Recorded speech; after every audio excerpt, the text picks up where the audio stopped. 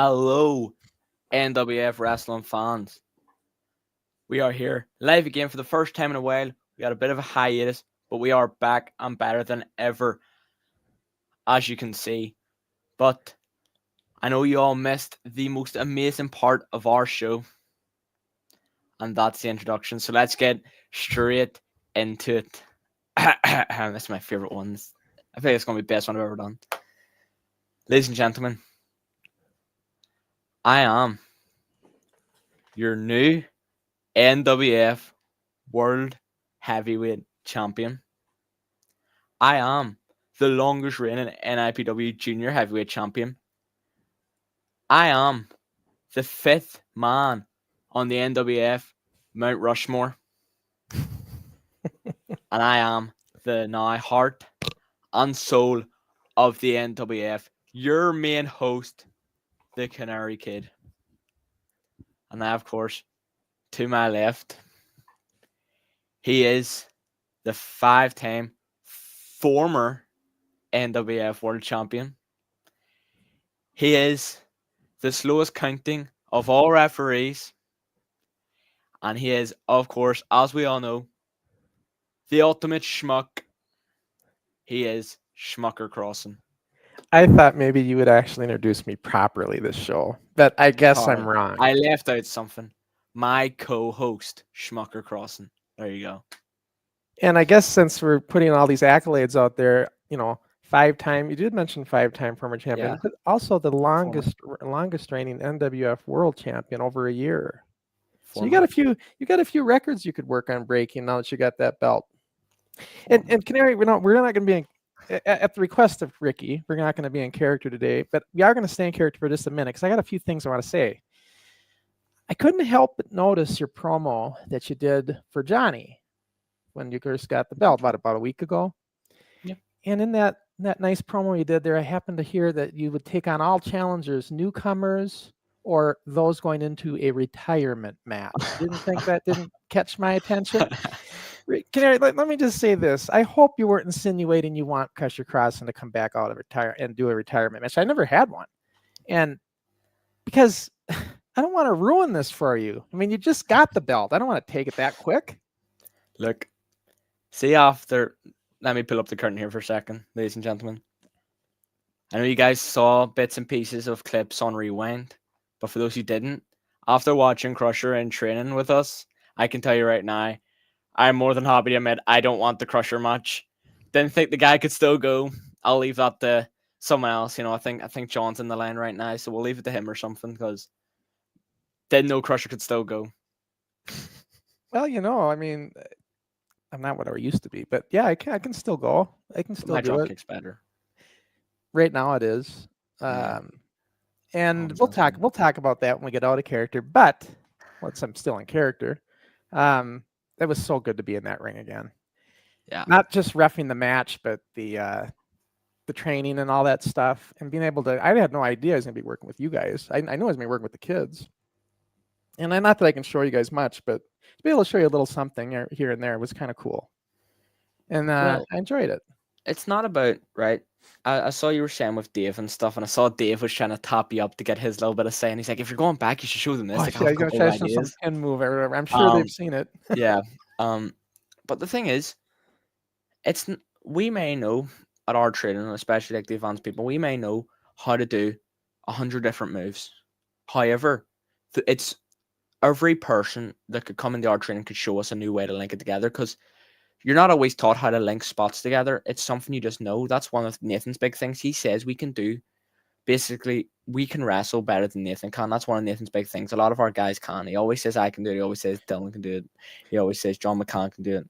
Yeah, he's told me the same thing. Yeah, but the thing with Nathan is he's got that mind that's really good with linking things together and really good at helping us mesh everything. And that's what makes him really good to train with, is that he helps us basically. He knows we have more pieces to our puzzle than he has, but he knows how to put the puzzle together better than anyone else. Yeah. And that's Nathan's thing. Nathan always tells me he was just an average wrestler. He's a good trainer. Oh, he's a great trainer, but yeah.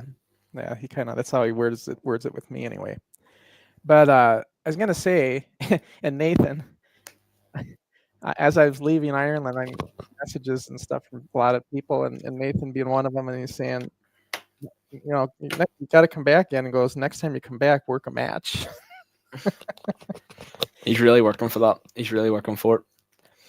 Well, you know, he wants to see Crusher versus Canary. I know he does, but we'll see. We'll see what happens. Who knows? You people don't need to know just yet. Yeah, it's all in the. Who knows? We'll see what happens, because as far as you know, I'll talk about it at the end of the show. But next week or 2 weeks, John McCann's going to come in for Canary while Canary's off to Canada, and we'll have John McCann. Yeah, he's going to be in here for 3 shows. I wish you all the best. I'll say some prayers for you all.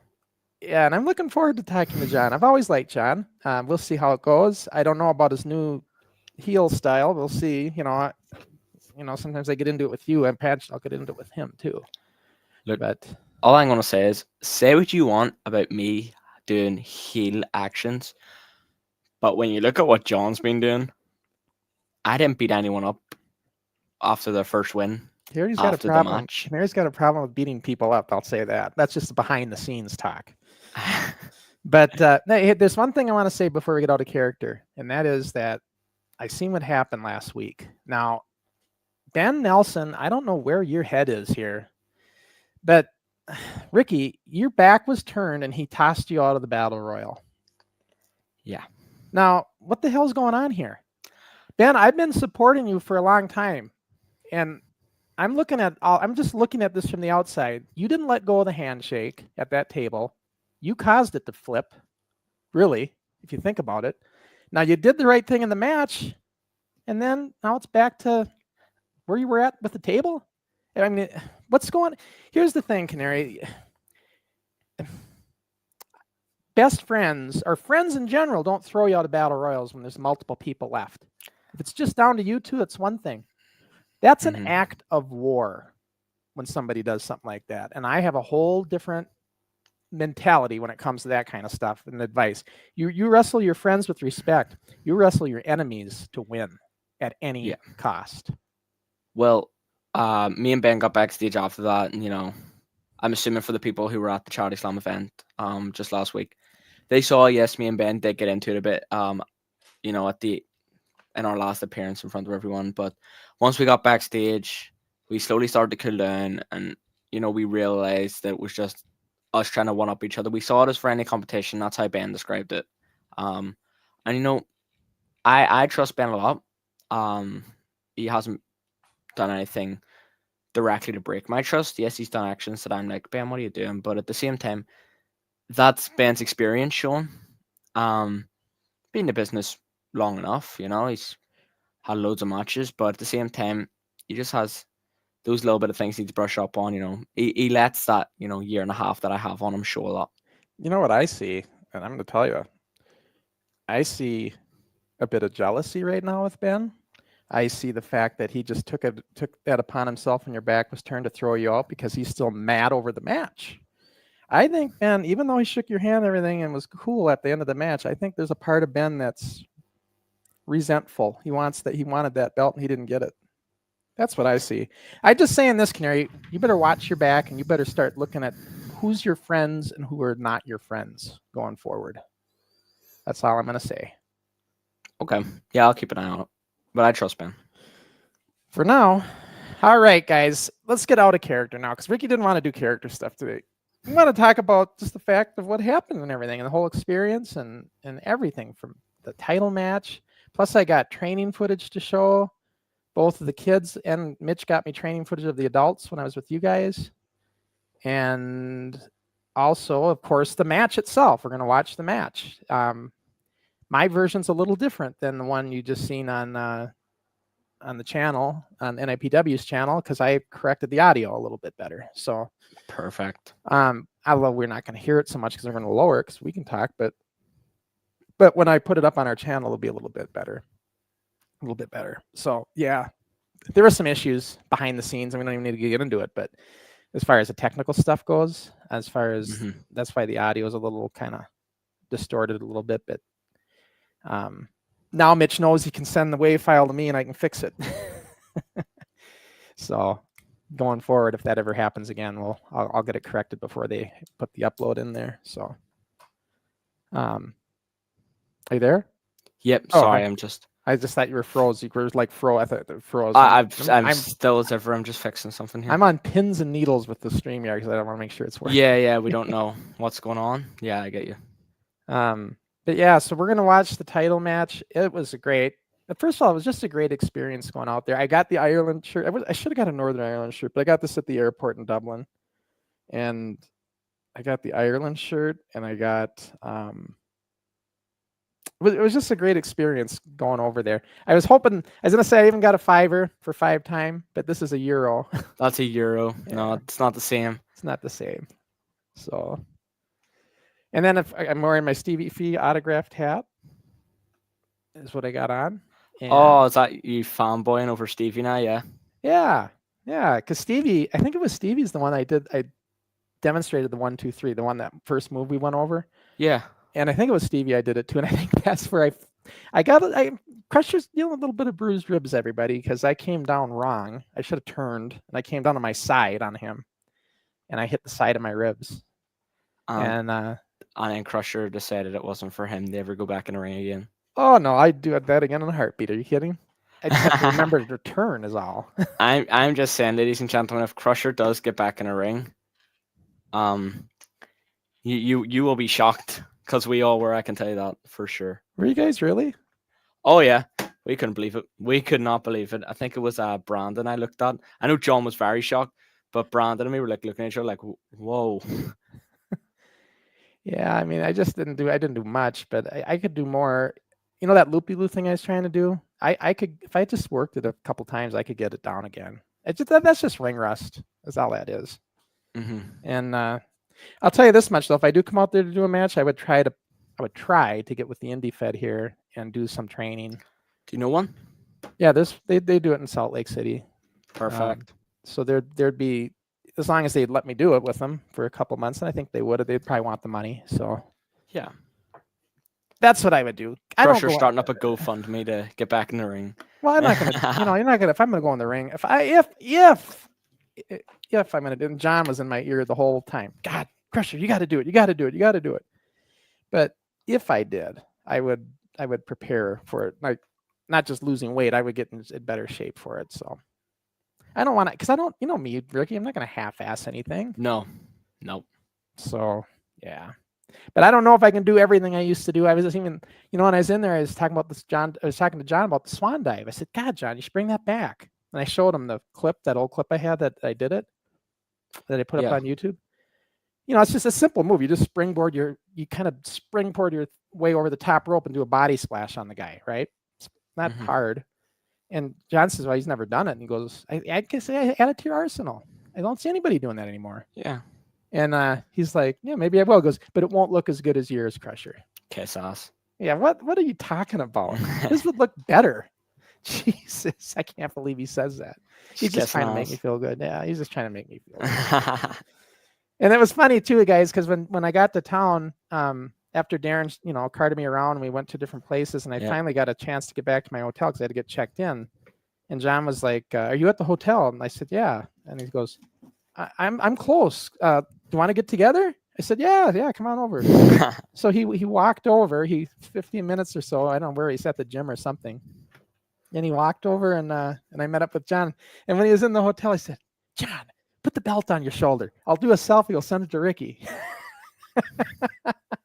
And then Ricky's like, is John at the hotel already? You know what? John can have his little selfie. I have the real thing. I have it. Yep, on his bed. You're probably sleeping with that thing lately. I do. Yep. I sleep. I shower with it. I go to training with it. I go to any sort of public event. I wear the title. Yep. So Ricky, what was it like though? Like for you, like that? I know you've had a lot of good matches. How does this match rank with all your matches you've had to date? Number one. You think it's number one for you? Yeah, it's especially again because we're out of character. Who gives a shit about kayfabe at this point? Yeah. Honestly, the whole match was it was the most confident I felt in the match. You know, it was real. I felt like a moment where everything clicked, and I realized, you know, if I just take the lead of a match, and that's not me saying that I was in complete control, because as you saw yourselves, Ben was doing unreal. But you know, even Yeah. Crusher said it. You heard it a lot. I was just pretty much talking the entire time to Ben in the ring. Yeah. Ricky, you guys couldn't see it even on the video. I didn't notice it, but as a referee, I noticed it big time. That is one thing I will point out that was quite evident to me. Like back in the day, that would be a huge no-no to be talking like that. Like all your communication has to be disguised because of the whole kayfabe era. Yeah. But- You could there's two times I like to think you can notice, and you'll see it in the match, but one of the moments that you notice it is during Ben's actual entrance, because everyone, I think, on the entire show, apart from a handful of people, were working the main crowd side, but because of the way we had the setup, the main crowd side wasn't the hard cam side, it was two separate sides. So Ben does do his little pose to the main crowd, and you literally see me go hard cam, hard cam, hard cam, hard cam, and then he turns and does like a little thing. He didn't do it as well, the hard cam, which was like, nah, but I had this just to make sure he knew hard cam, look at the hard cam. There was another point too where Ricky told me to tell Ben ropes, and so you see me go over to Ben like this, and I was just telling him. It's so funny though. I noticed there was not once in that match where I said, "Dude, that was 3" or anything." But if you listen to the commentary, every time I went over to you heard someone go, "Oh, he's Canary Kid saying that should have been 3." And I was like, "No, I was asking, was it 2?" Because I think that's something that people don't do enough. If you watch any other sport, if there's any sort of foul that happens, the players go over and ask like the referee, like, what is it, like, what happened, or is that like in football, for soccer, football, whatever, like player will go over and like be like, you know, I don't think that's a card, and then if they get a card, they'll be like, what, like, you know, it's not valid, and then they'll be like, right, okay, you know, they don't sit there free just going like. So that's what I was doing with Crush. If you noticed, even when I hit a boot at the start of the match, I show, you know, that was the bottom of the boot. Yeah, he did that a couple times. And then I go over to him after almost every pen. I would just give him a look sometimes. I'm like, And then other times I was like, was that 2? 2? Okay. Yeah, and I feel like people need to do that more. But I meant by the communication, like, so he was like literally directing Ben, like Ricky was. He was just like just outright talking in the match, and which I noticed. And my old school reaction is like, what the hell are you doing? Why people are going to see this? And I'm thinking, but then when I watch it and I ask Pete and everything, nobody's seen it, nobody heard it. So it's interesting. In the match, that's something that I've slowly started to realize. You're not as loud as you think you are in the match, unless the crowd is dead silent, and then you're talking at like a normal volume, which then still might be hard to pick up. Yeah, like no one's hearing you. Right, they'll see your mouth move sometimes, but you could always hate that as trash talk. Like I said, we really don't even see it on the video. And then no, the only thing that John and I were talking, and I agree with John on this, and I don't know how you feel about it, but I think the handshake should have been different when we started that match. It should have been a hot take. Should have been a hot handshake. Like with the tension that we had at the podcast, with the way that went, and everything that went down, that should have been more of a tension moment. If you even shake hands at all. Here's my thing. The way the title worked. So the night before, we'd done the podcast, we'd done the face-to-face, we'd done the handshake, which went to hell, right? The handshake from hell. We did that whole thing. So the fans knew already in their heads, they're like, these guys can't even shake hands. It's going to be chaos. Like, this match is going to be insane. But I like to think my job as a wrestler is to surprise people. And you notice that Ben was the first person to offer the handshake in the podcast. Mm-hmm. And then he held on to it. So that's why in the moment you see me, I'm actually the first person to offer the handshake to Ben. And my logic was, I want the crowd to be like, Canary's offering the handshake. And then Ben to be like, shake the hand. And then, you know, me to say something. You watch me, I say something to him, that's me talking, and we just let go and walk away. Because I feel like that would be like, oh, what are we expecting here? These two aren't going to war. Because even MMA fighters, although sometimes in MMA they won't touch gloves at the start, sometimes in the most heated fights in the build-up, they'll touch their gloves and then go back to the corner. So the handshake, if I don't handshake someone, that needs to be much bigger. Like, I want that to be a big deal. But if we did in the first title match, I'm not saying don't. Like, I think what I would have done is I would have been like, when I asked you to shake hands, I would have been like you. I would have been having like a grit in my teeth at Ben and just like shaking my head and not like almost shaking, and then looking over at me, and then like getting second thoughts, and then offering the handshake. Now here's the reason why. In the moment, I would have loved to do that, but me and Ben never once spoke about the handshake, and in my head, I knew that if I didn't offer the handshake first, Ben was going to, and I wanted to be the one to offer it because I wanted to switch the roles. So I was planning on doing like the whole, like, you know, should I do it? Should I do it? And then being like, you know what, put it there. I'll be the one to offer it. Like, I wanted that. And then as soon as we were in the ring, I was like, oh, we're doing a handshake. I never actually told Ben my idea, and I was like, I just have to offer it first then. Yeah. Or else Ben will do it on me. See, we could have we just could have planned that a little better as well. And I think there should have been more moments too of you fighting. I think that you had an idea at one point that you were going to try to kick his knee and then look at me and then have second thoughts. But you should have showed more of those moments. The thing was, the closed fist was definitely one of them. The closed fist was one. I feel like, if you watch me in the court, my idea, and I've said this to you for a while, is I don't need to cheat. I don't need to. That was my whole thing in the build-up. I'm not a cheater. I'm not going to cheat in my matches. And if I went into that match and showed conflict in cheating when I've never cheated before. Yeah, but kicking his knee isn't cheating. It's just showing you fighting the urge to play dirty even. Yeah, but also we found out later, though, after the crutch shot, that Ben's knee is actually not that bad. Because he was holding a crutch and then he was able to find and walk. So Ben actually wasn't injured. Ben faked an injury to get the best of me, to trick me. So his knee's fine. Yeah. So, again, going for the knee in return on someone whose knee is perfectly fine wouldn't have had logic. Yeah, that's true. I got some comments here I want to bring in, I guess. Let's get some of these comments in. Okay, first of all, Darren. We know Darren. Congratulations, Canary. This is Keaton's dad, everybody. What a top show you guys put on. NWF Championship is now flying at a higher level than ever before. You got that right. Of course it is. It's on the best set of wings in pro wrestling. Yeah, it is. It's in good hands right now. And we'll talk about this more as we go with the match and everything. And then Mark Hugo says, Rocket Red Countdown Liftoff.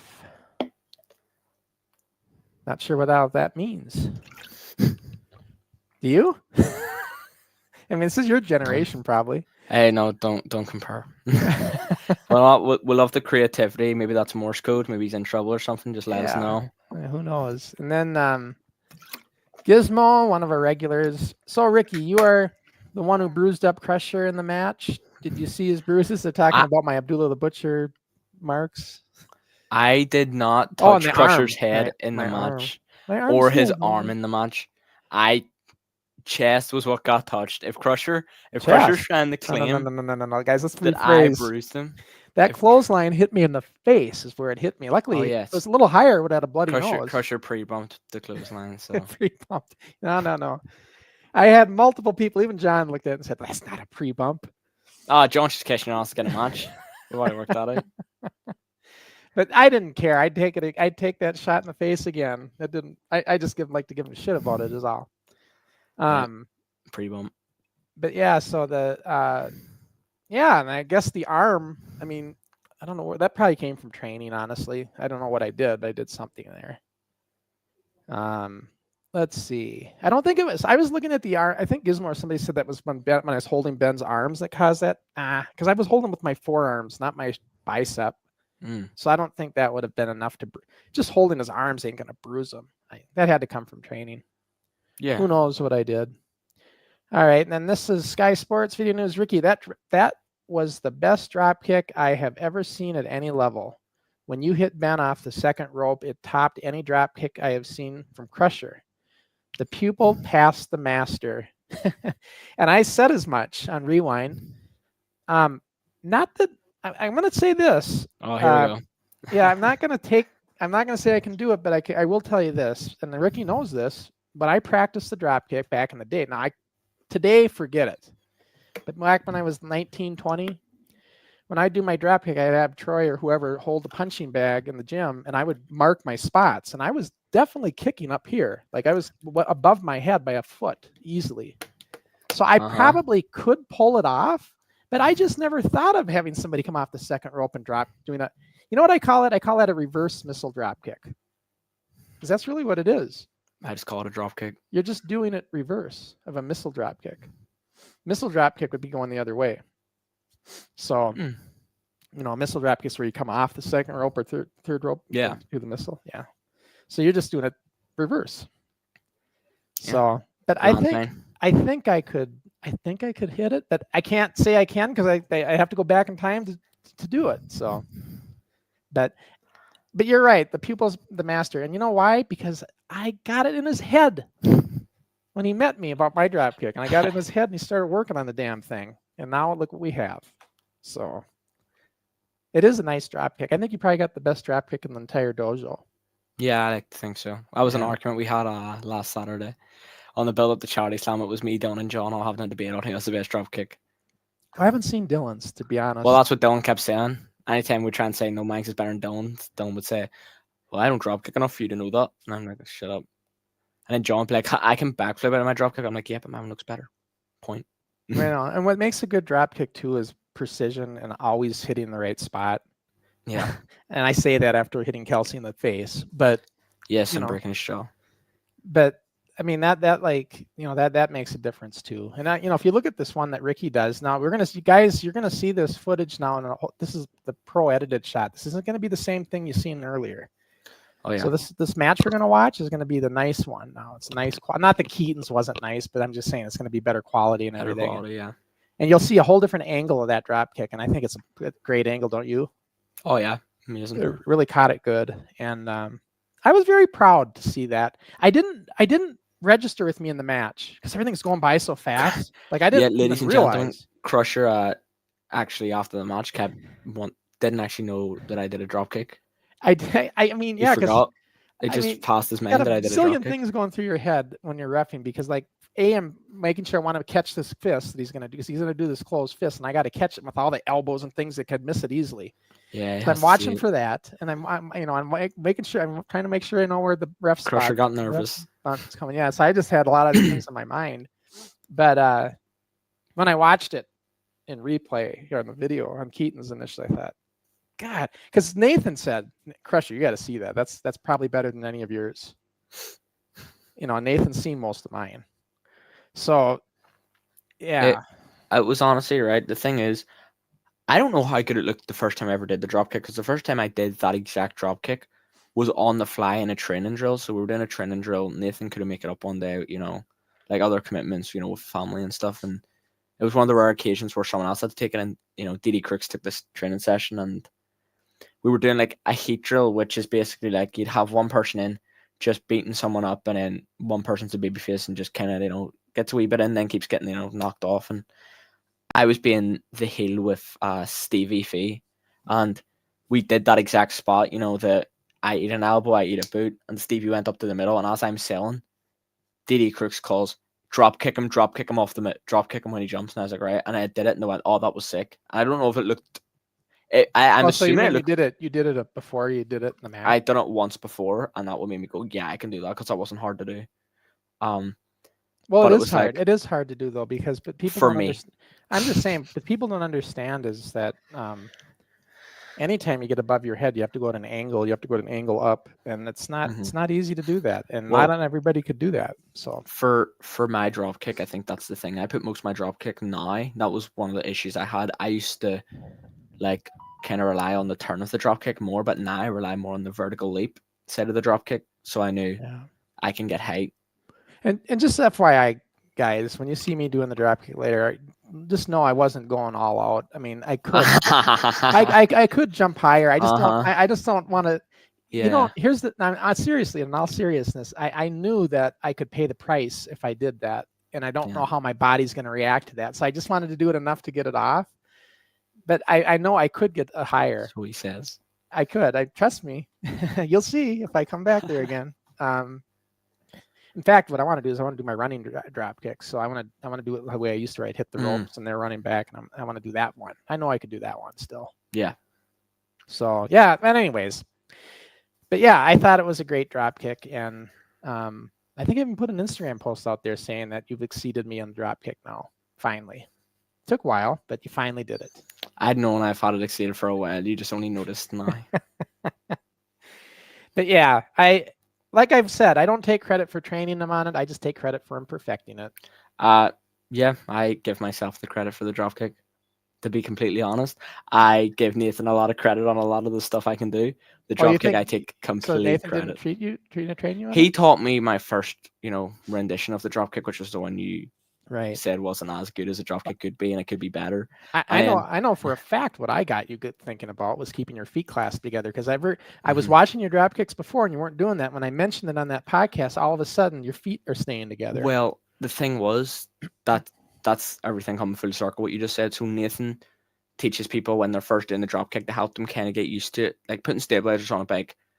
He says like throw up a big boot and then just have the other leg follow. Yeah, like So a you step, get like that used to- step in drop kick I was showing. Yeah, so that's what we're Yeah. kind of getting used to doing. And That's a good way to start. unless you kind of step away from that, you're gonna. And it's not a bad looking drop kick. It's just it could be better. It could look amazing if you really put your mind to it. And I never believed I had much of a vertical leap on me until one day in training. I was like, I want to practice some drop kicks, and I was just putting them out. If Nathan would say like, "Oh, do this spot," and then end it with whatever move you want, I want to do a drop kick on every move, and it was like I'll just jump with both feet together the whole time and see what my vertical leap is like. Because there's two things can happen. It looks great or it looks bad, and then I won't do it. It's in training. Well, that's fine in a standing drop kick, but when you're doing running, there's no way to keep your feet together at the start. That's why you got to, when you're running with it, you're not gonna, there's no way to have your feet together because you're running. So yeah. That's why I'm used to not doing that at a standing, because I think I did the running first. But anyway, so I was just used to putting my feet together as soon as I jumped up. But the other one, though, like we're talking about, is for people to get started, is just lift your one leg up and then bring the other one up to it and kick. And then it's just a good way to get into it, because like I said on Rewind, people are afraid. The drop kick's a problem for people because they're afraid of landing. And so that's all in the back of their head. And so that's what's preventing them from getting their kick up, because they're afraid of how they're going to land. So you just got to get comfortable landing. And once you get comfortable with that, then you can start working on jumping and getting height and all that stuff. Yep.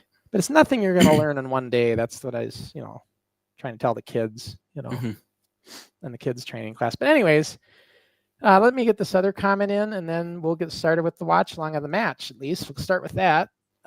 This one is from Sports Tech Ricky.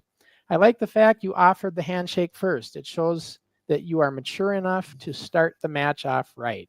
I give you lots of credit for that. Well, thank you very much. See, it's good to see someone else is on my wavelength with what I was going for. I almost thought there was going to be a moment where you're going to try to shove me. I kept warning you, if you shove me, I'm going to shove you back, but never shoved me. No, I don't lay my hands on an official on purpose. Anyway, except when it comes to clotheslining them, I guess. But but I barely touched you with that. It was a pre-bump, Could have been a lot worse. My Crusher. My fat lip that day told me something different. All right. And then this is somebody I've never seen, but I'm going to say hello back. Edwin, 1975. Hi. Hello, Edwin. Thanks for joining us. And now we are going to get started with this watch along. So let's just get the match going, and then we'll keep talking. I'll bring it in. Hopefully this works. This is the first time we're trying this, so on our new platform. There we go. All right, I got the volume on about as low as I can. Is it too loud? It's still pretty loud. But that's Johnny. The rest 60-minute. What's that? I said that's better. How's that? Better? It's much better. All right. If you guys want it louder or quieter, yeah, just tell us in the comments. But you're the guys watching, I just turned it down lower so you can hear us. But that's also Johnny. That's going to be the loudest part of the match. Yeah. Johnny shouts down that mic. I was really wondering how I was going to be received. I didn't know what they were going to think of me. They don't even know me, really. But this is where, like, I put the commentating back in now. You never heard this on the one they did earlier today. So there's announcers right now. See, and the reason is because the music drowned them out, so I had to fix this to bring their commentating back out again. Yeah. I couldn't fix it on your entrance music or Ben's entrance music though because of so much bass in the song. There's just no way I could get enough of it. Yeah. Is that your brother or nephew there? Blonde one? Yeah. Yeah, Next to your mom. brother. Your brother. Okay. I knew it was one of the two. Yeah. He shook my hand. Yep. See, he's just like his big brother. Yeah. Knows the handshake. That was Ricky's mom, by the way, everybody. Thank God COVID's not a thing anymore, because Crusher just shook every hand in the building in that entrance. I tried to. Yeah, they play an Eye of the Tiger. That was my original ring music. Crusher Balboa. And after the match, he had a lip like Sylvester Stallone, so kind of fit, didn't it? Yep. Canary Kid beat me up. See, you don't want to beat me up, but you don't have a problem beating me up with the clothesline. That was an accident. And here, you did a good job avoiding it. Well, I tried to get Ben out of the way, because if I was distracting Ben, and if I didn't get him out of the way, I was at fault now. I would have caused Ben to get clotheslined by you. So you like this ring jacket? Yeah, I think it's a better ring jacket than the other ones I've had. I find it I think that's the most heel thing I've ever done, is put that bird cry in my entrance music. I like it. Oh, so do I. But see, with fans who have sensitive ears, it's the most heel thing on the world, because it's so deafening. Like, people backstage at the Charity Slam show, when that played, were just looking at me like, oh, it's so loud. And I was like, I'm obnoxious, it works.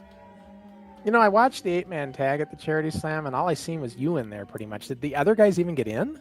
Like Ben? It was just the way they got the yeah, Ben and Nando were in at the start, and then Big Samson was in for the hot tag, and I was taking heat. Okay, so you got some comments. Wrestling Revolution Keaton says, Crusher got a great reception too. And then he also says about the ring jacket, we hate it. That's your number one fan talking.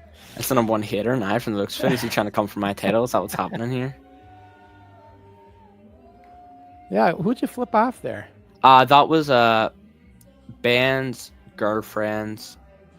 This is a long list, right? I swear to God, this is going to sound like I'm lying. This is a long list of how I got to get this. Ben's girlfriend's sister's boyfriend. Olaf, I think his name is. He's the blonde guy who has an extreme resemblance to Cody Rhodes, and he was giving me a lot of hate when I was, on the top there, so I had to do a very family-friendly gesture to get him guys, stopped. I gotta interrupt you. I gotta bring this comment in. This is very generous. This is a super chat, $10 super chat. Mickey the Time Lord. Hi, Crusher and Canary. I wanted to say this was an amazing match and loved the belt. And wanted to say congratulations to Canary on winning the title, and thank you, Crusher, for doing all of this. Well, thank you for the $10 super chat. Thank you very much, Mickey. That's awesome. Yeah, just so everybody knows, well, I never ask for super chats, but I do appreciate them, and I do share my revenue with Ricky and Dave. So, we appreciate it. So that's much appreciated. Yeah. And yeah, again, it was a great match, Mickey. I had a lot of fun with it, and I'm glad other people enjoyed it as much as I did. So, this was great for me to get back in the ring again after all this time. Yeah. I mean, just even as a referee. And you know what? Although you pre-bumped, you took the bump, decently well. Don't listen to him, guys. I went to a number of people, and all of them said the same thing. There's no pre-bump there. You know what they say about true friends? Say it how it is. See, it's just Ricky not wanting to admit he screwed up. But I don't blame you. I don't blame you. Actually, I am going to blame me, because what I did, I pushed Ben out of the way kind of in your path. Interfering in the match, my dad. Well, if I didn't, then I'm distracted him, and I'm at fault now of him getting hit. So I had to get him out of the way. Yeah. And then you had to leap over Ben, and when you leaped over him, you got higher, and then instead of my chest, you're in my face. Mm. And I don't know. I actually watched the butcher match marks, though? These marks? Remember that forehead? Yeah. I think that came from Ben's ass hitting the back of my head when he landed on me. Remember when I was in the way? Yep. And that's why. And I had my hand, because I had my hands on my forehead, and I think my fingernails did that when he landed on me. Guys, that was the most number one frustrating part of the match, was trying to get Crusher to roll onto the apron. He was in the way. because he was selling, but he was making the most of his moment. You know, he'd finally taken a bump after all these years. And he was like, I want to Well, sell this, like, I want to sell this till the cows come home. And I'm like, see, are and you I knew they were okay, going to do this stuff, but bro? I didn't know they were going to be in the corner that I was. I'm thinking, like, why are you in my corner? Do all this shit in the other corner. You Well, know? way thing worked, we couldn't move, right? We thought it would all just happen in the same corner. We didn't expect there to be, you know, a 55-year-old man lying lifeless in the But corner with us. the fact that Ben landed on my head like that, on the back of my head anyway, worked because I needed to get bumped again. I was getting up too quick, Hmm. for the to miss the pin. So, but yeah, thanks so much for that super chat, Mickey. Appreciate that. Crusher, you look pretty small next to those big fit wrestlers in the ring with you. They're not that big. Canary's maybe 2 inches taller. Ben maybe an inch taller. I don't know. It's hard to say. Crusher's about 5'5", really, in person. Oh my gosh. Canary, Mickey again, $20 now. Oh, Well, just a bit more love for both of you and for Ben. This is in a warehouse. And Crusher, the reason I found your channel is because there is a YouTube video that was a documentary on the NWF I saw a few years back. Yeah, the NWF The Untold Story. yep. Yeah. That's exactly what it is. And yes, this isn't a warehouse. We have a industrial, like, little industrial unit over in a area in Northern Ireland called Carryduff, and that's where we run our training as well. Yeah, And but when he means by warehouse is like an industrial warehouse kind of building, and it Yeah, is. It is. yeah. But it works And out really well for this. yes, it's great. And see, if you come here for a training session, you could not imagine that this is the same place that we run our shows, because it just looks so much more like it looks so much more lively on a show night. It just has that different vibe to it. But yeah, we run our shows in this place almost guaranteed monthly. But on our training here 4 to 5 times a week.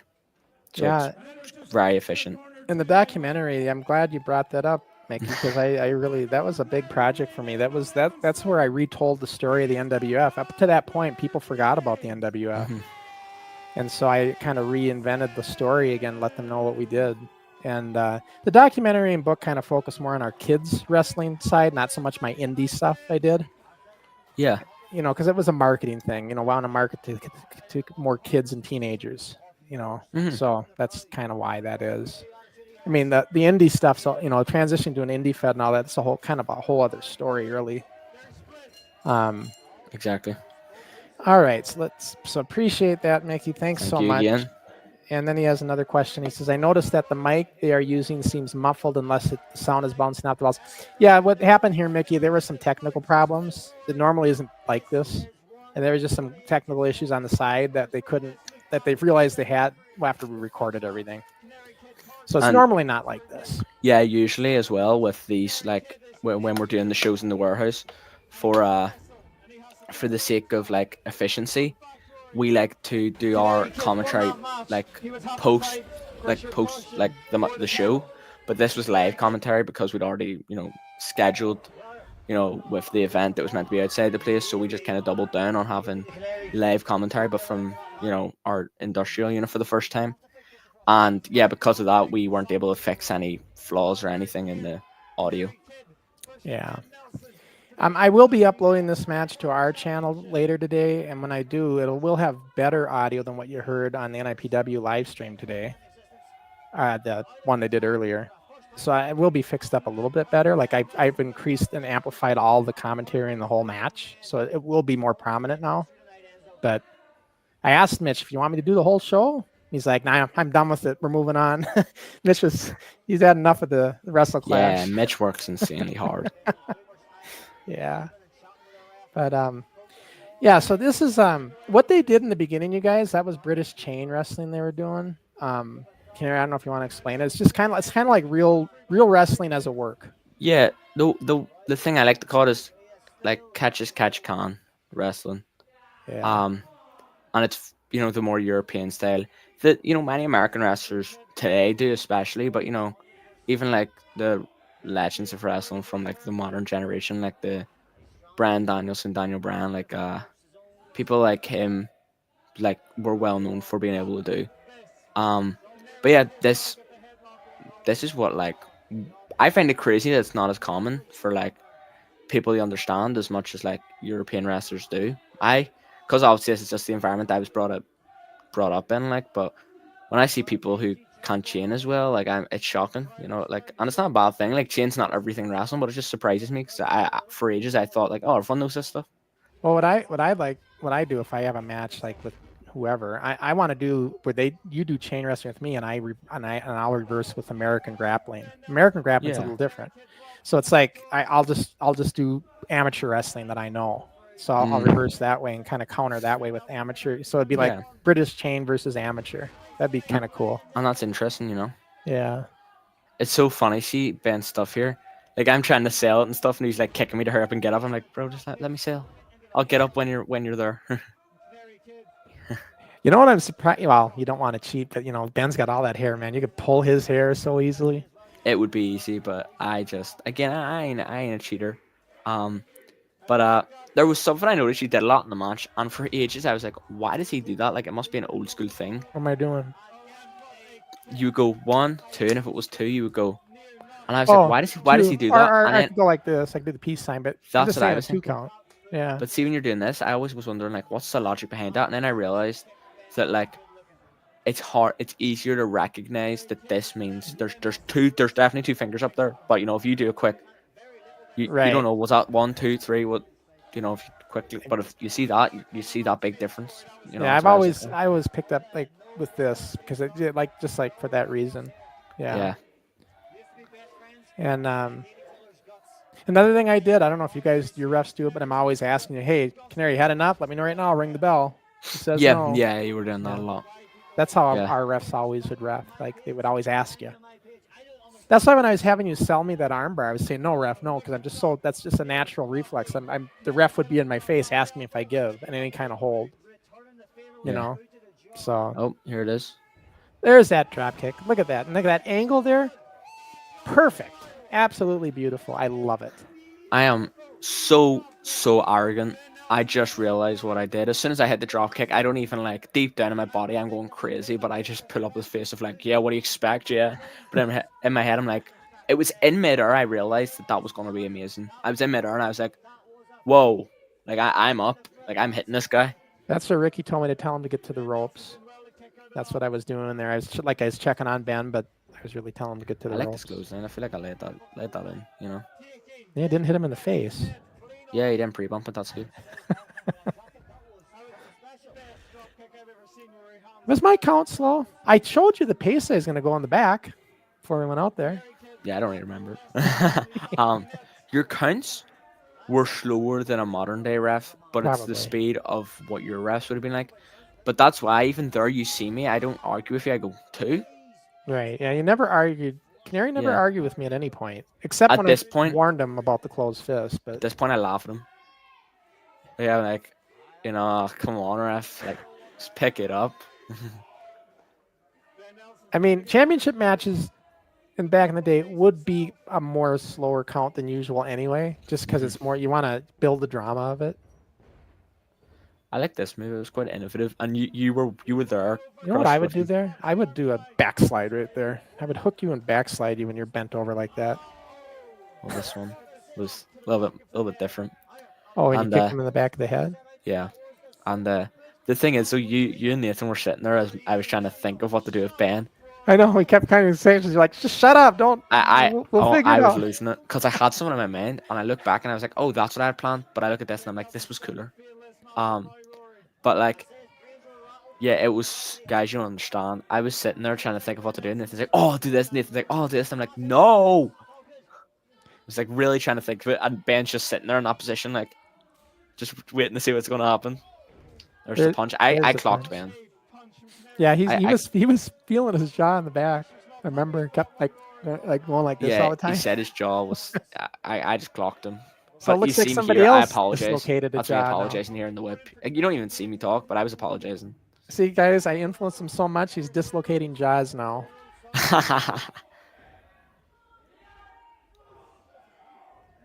And there we go. Your move. I did better. That's not really the same move. Now, this move that Canary's going to do here, he has been, before the match, he was practicing, trying to get the courage to do this, and Nathan's like, just forget it.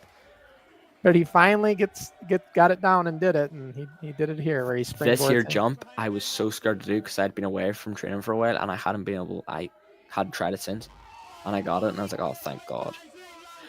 That hurt so much though. The kick. Did he hit you? He caught me here in the Oh, chest, and I okay. was tired and fatigued, heavy breathing, and then just getting a boot to the chest because Yeah. Nathan was in his ear before the show when we kept doing that spot. Nathan was like, Ben, you're barely even touching him. So I think Ben had that in his head and decided, let me lay this in. You know what, Crusher? Your counts weren't slow, but the 10 counts when we were down were fast. You They mean were fast. You mean the they one? were some fast counting. You mean the double count? 2, 3. I was like, that was a bit fast. faster. We wanted to lie there for a bit. Like that was our time to breathe and let it slow Catch your down. breath. And you're going 1, 2, 3, and then we had to rush up to our feet. Yeah, I suppose I should have slowed that down.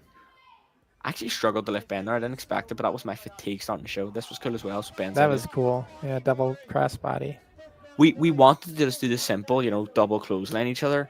But the very first match on the show did the double clothesline spot, and Ben turned. I was like, "Oh, what do we do now?" Ben and Ben's like, "We'll just double crossbody each other, both go left and see what." I was like, I don't know, and he's like, "Just do it." And I was like, "All right," and it worked. I didn't know he was going to start. I'm gonna get to your comments, guys. By the way, we'll wait for the match to end, and then we'll bring these comments in. So just hang tight on the comments, everybody. Didn't know Ben was going to start chopping me.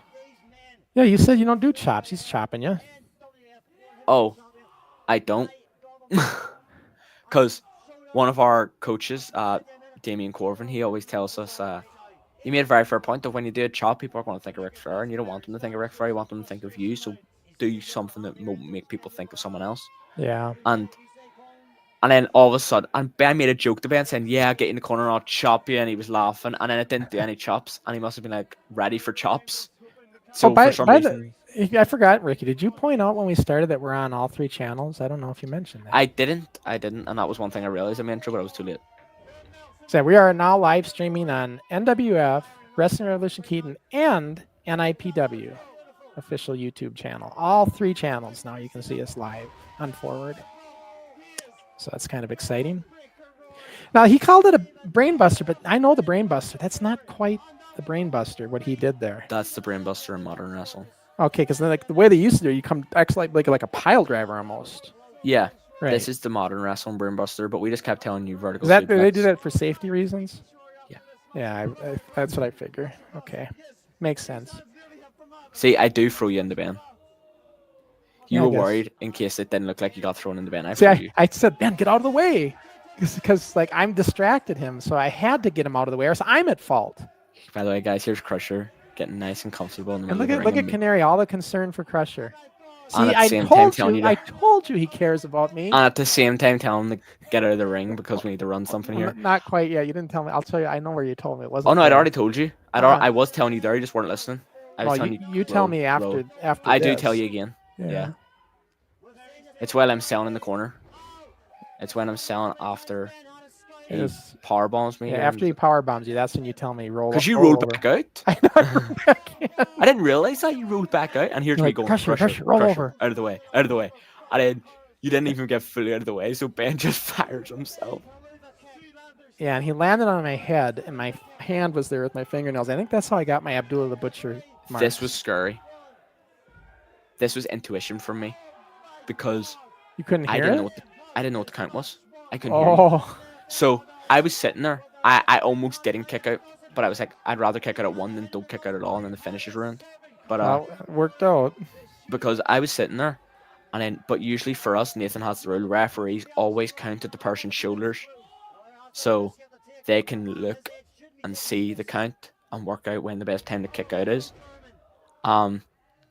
Crusher was on the other side because he was just selling, so I couldn't see him, and the crowd weren't counting with him because they were making a joke of going, it's been like 10 and continuing on the count past 10. Yeah, they kept counting like 7, 8, or whatever. And I can't see Crusher. I was like, I just have to kick out, and it ended up being perfect timing that I did.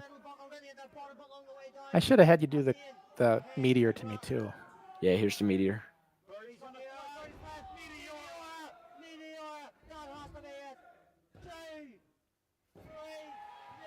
And there it is. Your brother jumping up and down. The thing is, right? See when I was hugging Ben like that? Yeah. Nathan I Hoy didn't- hug. I didn't. Yeah, the Nathan Hoy hug. Only I didn't armpit him in the face. But I'm hugging Ben, and I only realized after obviously like watching the professional footage, Ben starts going, "Yeah, bro, don't worry about it." I'm like, Ben, keep selling. You're meant to be out right now. I'm hugging a lifeless Ben. That's what it's meant to be. I didn't realize he was going. See, "Yeah, look don't at worry how about it, bro." emotional Ben is right now, even. Like, and especially, you didn't see him in the back when he first came back there because you were still out there. Yeah, Yeah, he was really. he loved that match. Yeah, he enjoyed that so much. Coming 5,000 miles for this. But you know what? I should have raised your hand. I forgot to do that. You did forget to do that. I thought you were going to do it as well. Well, what I should have did was brought Ben over and had you over and then raised yours. That's how it would be traditionally. I liked the way we did it though. Yeah. I wouldn't change most of this match. So now another. This one's yours, buddy. I didn't want to put too much of an embrace on us. You know, like I didn't want to outright. I didn't want to look like there was favoritism. You know, Yeah. I wanted to be more professional with it. Right? For me in this moment though, I'm happy he didn't because I was just waiting to be able to get my hands on Ben. Yeah. I just wanted to get over the Ben. I was like, wow. He's just crying in my ear right now. I remember, and by the way, I know this was a question because I watched a lot of Rewind. I actually think it's the first time I watched a full episode of Rewind because usually it's so late at night and I don't watch it, but I watched it post. Mm-hmm. And because I knew it would be talking about the match, and I was like, I want to hear what people are saying. And I know that you and Dave were saying that you wanted to know what I said to Ben in that moment. People always want to know. Yeah. So to pull up the curtain a bit, when I walked over to Ben there and I started hugging him, the first thing I said to him was, "I'm sorry it couldn't be you." Oh, is that what you literally said? Yep. I said, "I'm sorry it couldn't be you tonight," and he said, "Don't apologize. I'm so happy right now. Probably a little less PG, but I'm so happy right now. I love you. I love you." Like it was a very like emotional thing, but yeah, what I said was, "Ben, I'm sorry it couldn't be you." And who's this person that didn't want to touch you? His whole family. Oh, that lady there that said no. That go lady away. is his aunt, and that's the the girl aunt that's flipping me off really- is his sister. Yep. That's the ones that are really gung ho Ben Nelson fans. And I walked over and I was like, I'm sorry, I'm sorry, I'm sorry. And they were not having me. It's so cool to see that belt on somebody's shoulder again. It's so cool to see it on my shoulder, in my opinion. And here's me apologizing to more of his family. Yeah. That's where I got that picture I gave you. Yeah. Of course, There we go. I fixed it up and stuff, but I mean, I'm going to bring this out. And there we No. go, ladies and gentlemen. There is one of the best NIPW matches of all time. Not to toot my own horn, but I'm going to say it like that. It was great, like unbelievable match. I thought. Ricky told me privately that it's ironic that he hit the best dropkick of his life with me reffing. Isn't that something? Yeah. It's funny how things turn out. It's almost like I had something to prove there. Just let him know I'm better. Even the commentator said, "You might be being a bit disrespectful because Crusher's dropkick was a thing of beauty back." Did you hear that? And there's Yep. I don't know. No, I don't it's- remember telling them about that, so I don't know where they picked up on that. They watched the podcast, I'm assuming. Yeah, maybe because Mitch did get him onto the podcast a while ago. So Yeah, um, I knew they were they're also like they were talking to us a lot about the podcast and their interest in it, and so I Oh. assume they must watch it. so we still got more stuff to watch. It's not going to be quite as lengthy now, but we got training footage to watch and stuff. But first, here we I just go. want to get caught up on some of the comments quick. Yeah, we've been neglecting the people. So Mickey said, "I noticed." Wait, That's already it. it. Yeah, there's Crusher at his age. Mickey the Time Lord. That's because I got clothesline in the face. I can't think straight anymore now. Well, like I said, you all did a great job. I wasn't alive when NWF was around, but I enjoyed each moment. And Crusher is the belts in the background on the wall, NWF belts. Yes, they are actually. Those are all, every one of those are NWF/TWA belts. TWA was before NWF. It was the Twin Cities.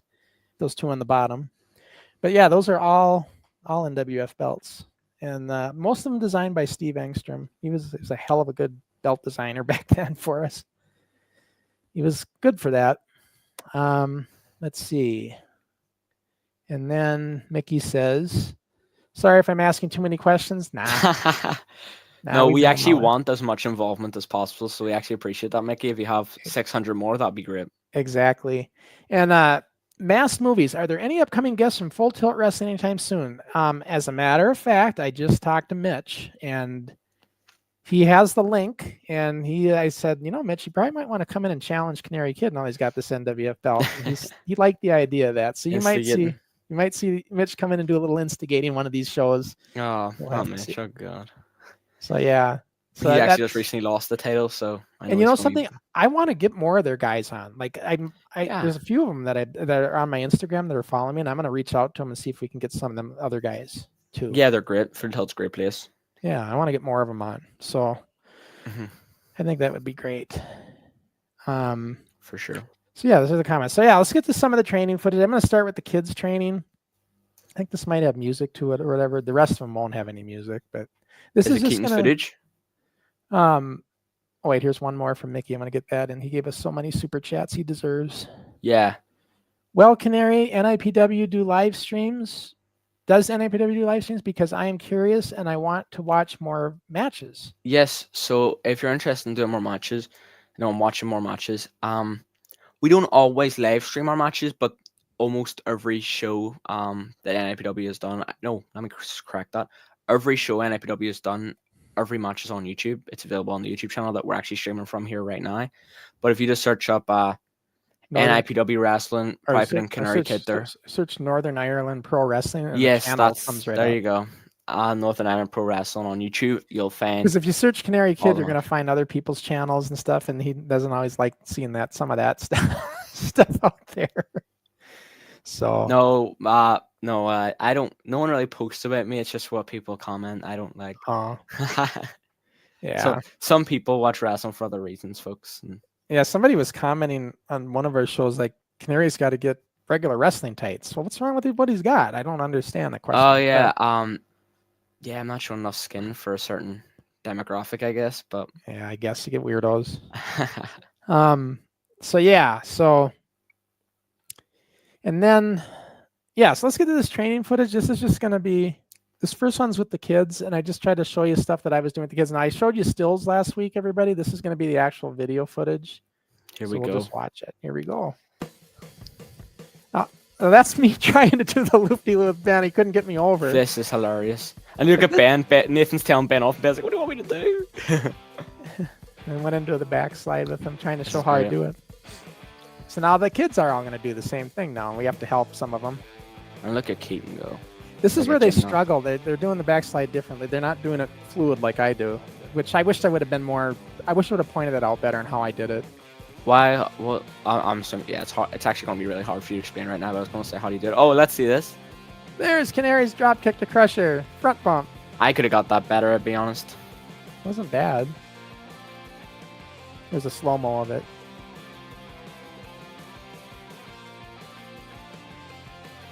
And then the Ric Flair front bump. I said I want to do a front bump because I did a back bump for Ben. Yeah, he told us he was going to do a Ric Flair front bump as soon as I said about doing it. And there's his. Here comes Crusher's drop kick.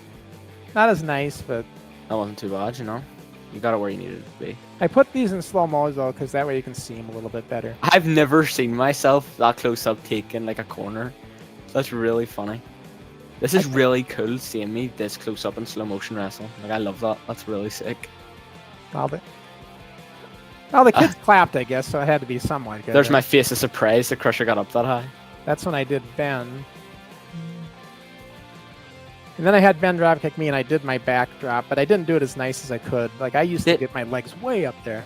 Did it hurt? No, it didn't hurt. All this again? No, I was wondering if did it hurt the next day?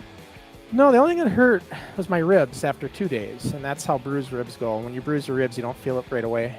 Yeah. And I feel like it might have been one of the drop kicks, so you might have not landed fully. You might have like could have a bit been. More. Yeah. It might have been the drop kick too. All right, Keaton, Jean-Claude Van Damme over there.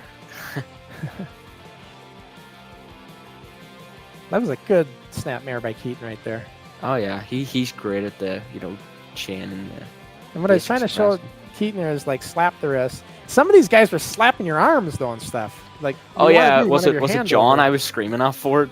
Yeah. I was in it and John was just slapping me. I'm like, John. The idea is you slap your back of your hand. Yeah.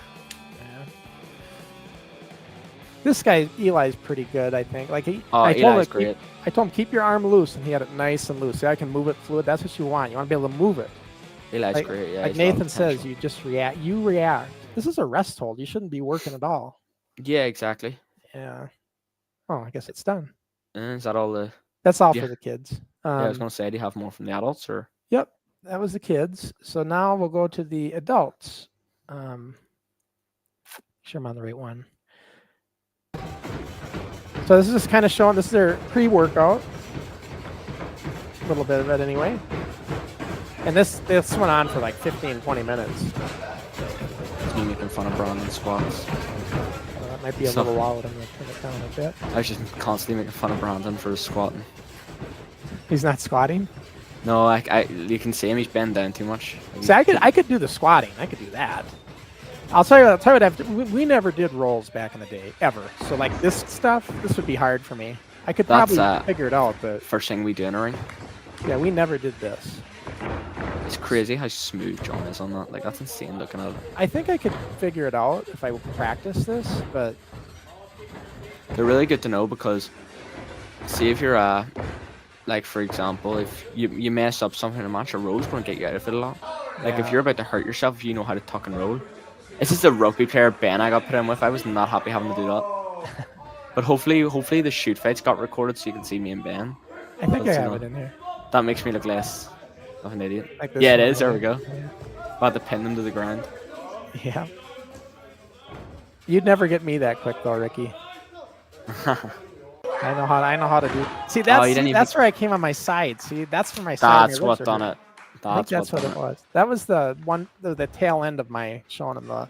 I call it the 1, 2, 3. I don't know if this move even has a name, but you walk the turnbuckles basically. So you watch these. I'm going to show everybody doing it. So this is Stevie Fee. That's me saying the Fee. I think I got you because he asked me if I have him. Worked out. That was the good one. You know who did this really good? John did a good one. That was good. That was a good one. Crux, you saying? Crux did a really good one. I'll show you what I like. This is Crux's kind of thing. And there's Canary. So it was cool to be able to show you guys something. Like, see, I like how he pointed, and then when he does this, and he goes, puts his arms and legs out. See how he his arms and legs out? That's he put his arms and legs out. That's that was so good. That's his thing. Jordan actually had a good one. That was sick. Yeah. I'm still catching my breath.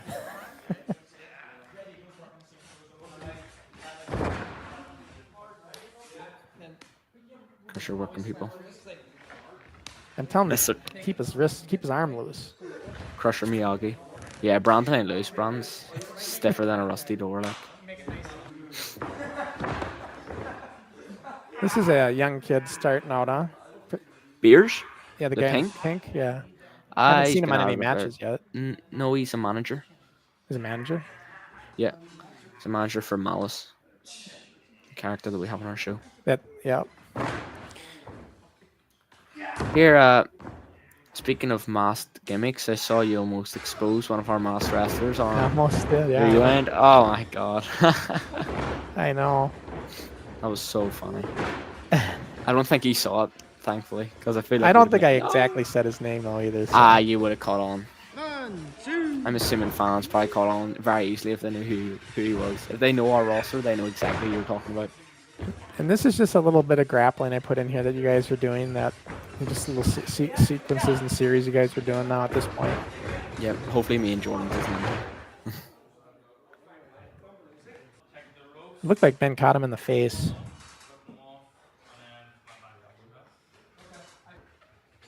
Looks like it's you and John. So John McCann and Ricky in there right now. Fireman's carry.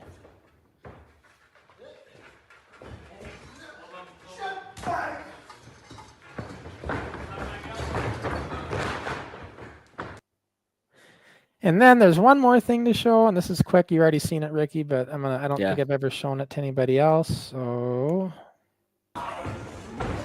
this is a training sequence with John and Ricky.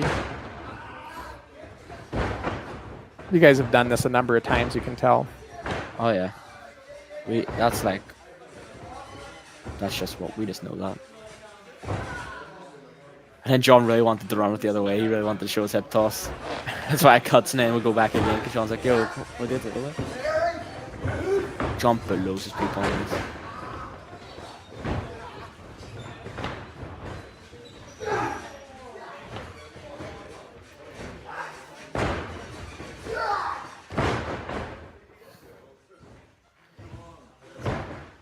But sometimes me and John's like understanding each other's body language doesn't always work out because, as you can see there, I'm used to John as soon as he hits that hip toss going straight down the cover, and he didn't think we are going to do a pin. So you see me going like, I'm ready, because we're just used to it at this point.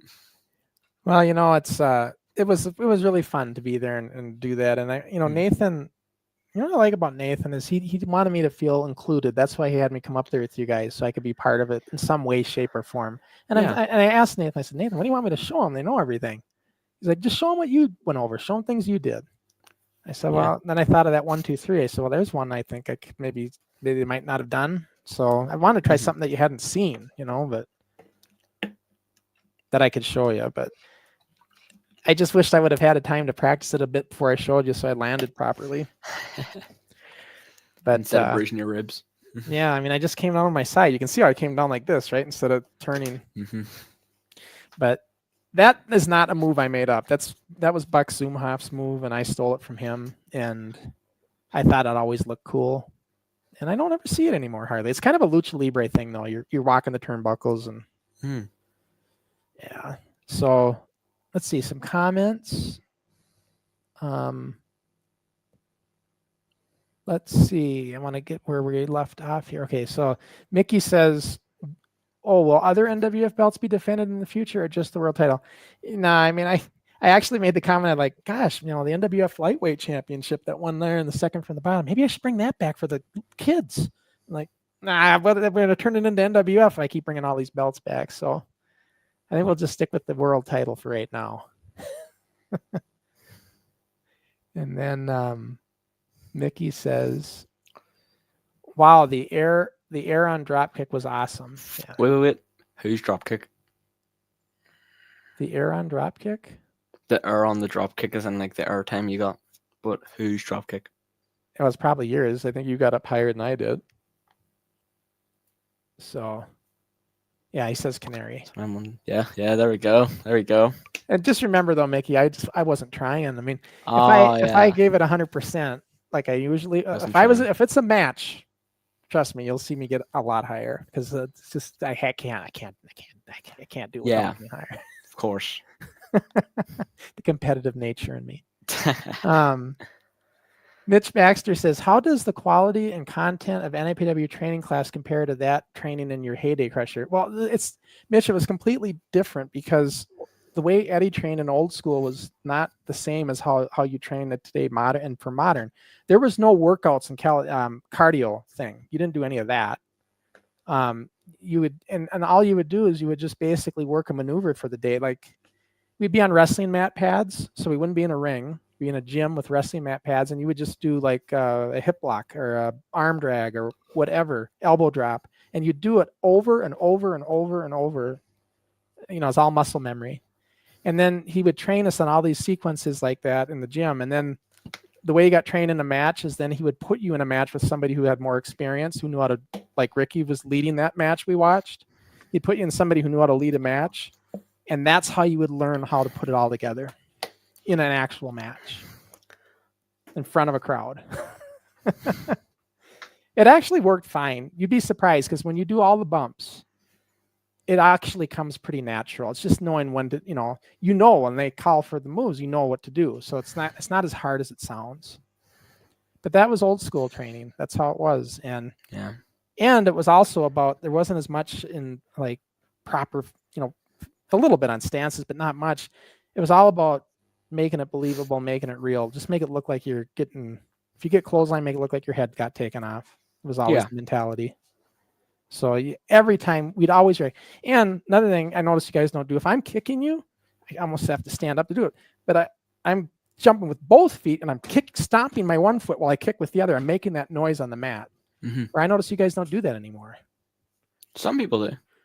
I mean, they do when they hit sometimes, and we did that too. But like anytime you'd kick, you'd always kick with your other foot too to make the stomp noise, the mat noise,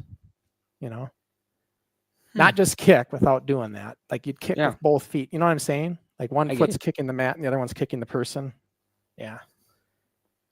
Just little things like that. And the moves were basic. I mean, they were simpler, weren't as complicated like they are now. So there's a lot of differences. And they're better. They're just better because they got better training.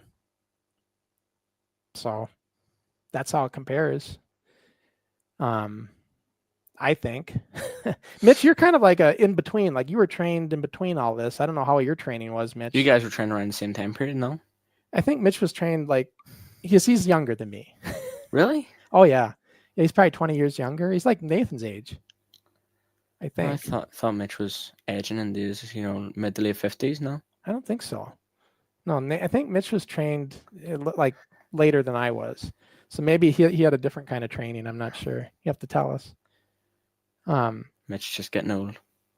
But no, like I just remember things like I'll never forget my flying head scissors. Like when I was doing it the way I did it, and Eddie's like, "No, what are you doing that for?" Like that. And he goes, "What you want to do is, and he showed me how to do it."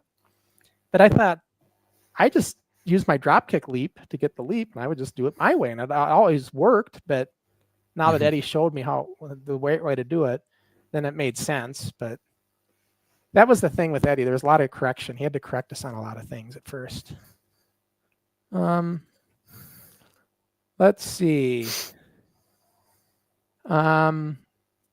Next comment.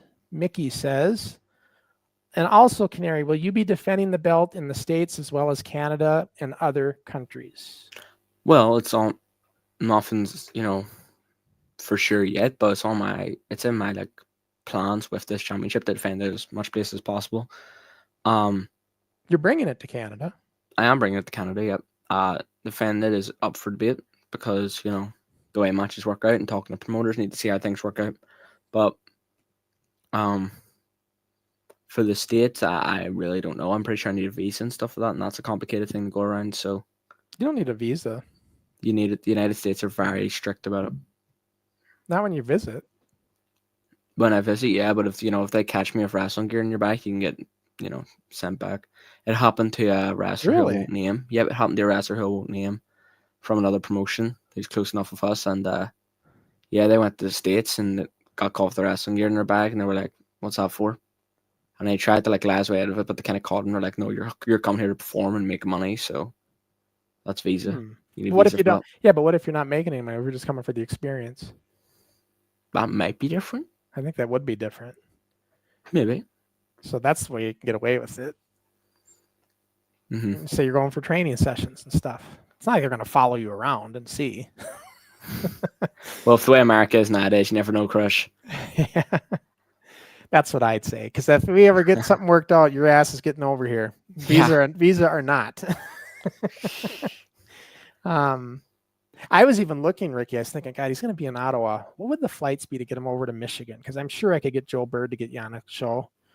But the flights are horrendous. It's like it's almost as much to go from here to Ireland as it is to go from Michigan to Ottawa, and it's only an 8-hour drive.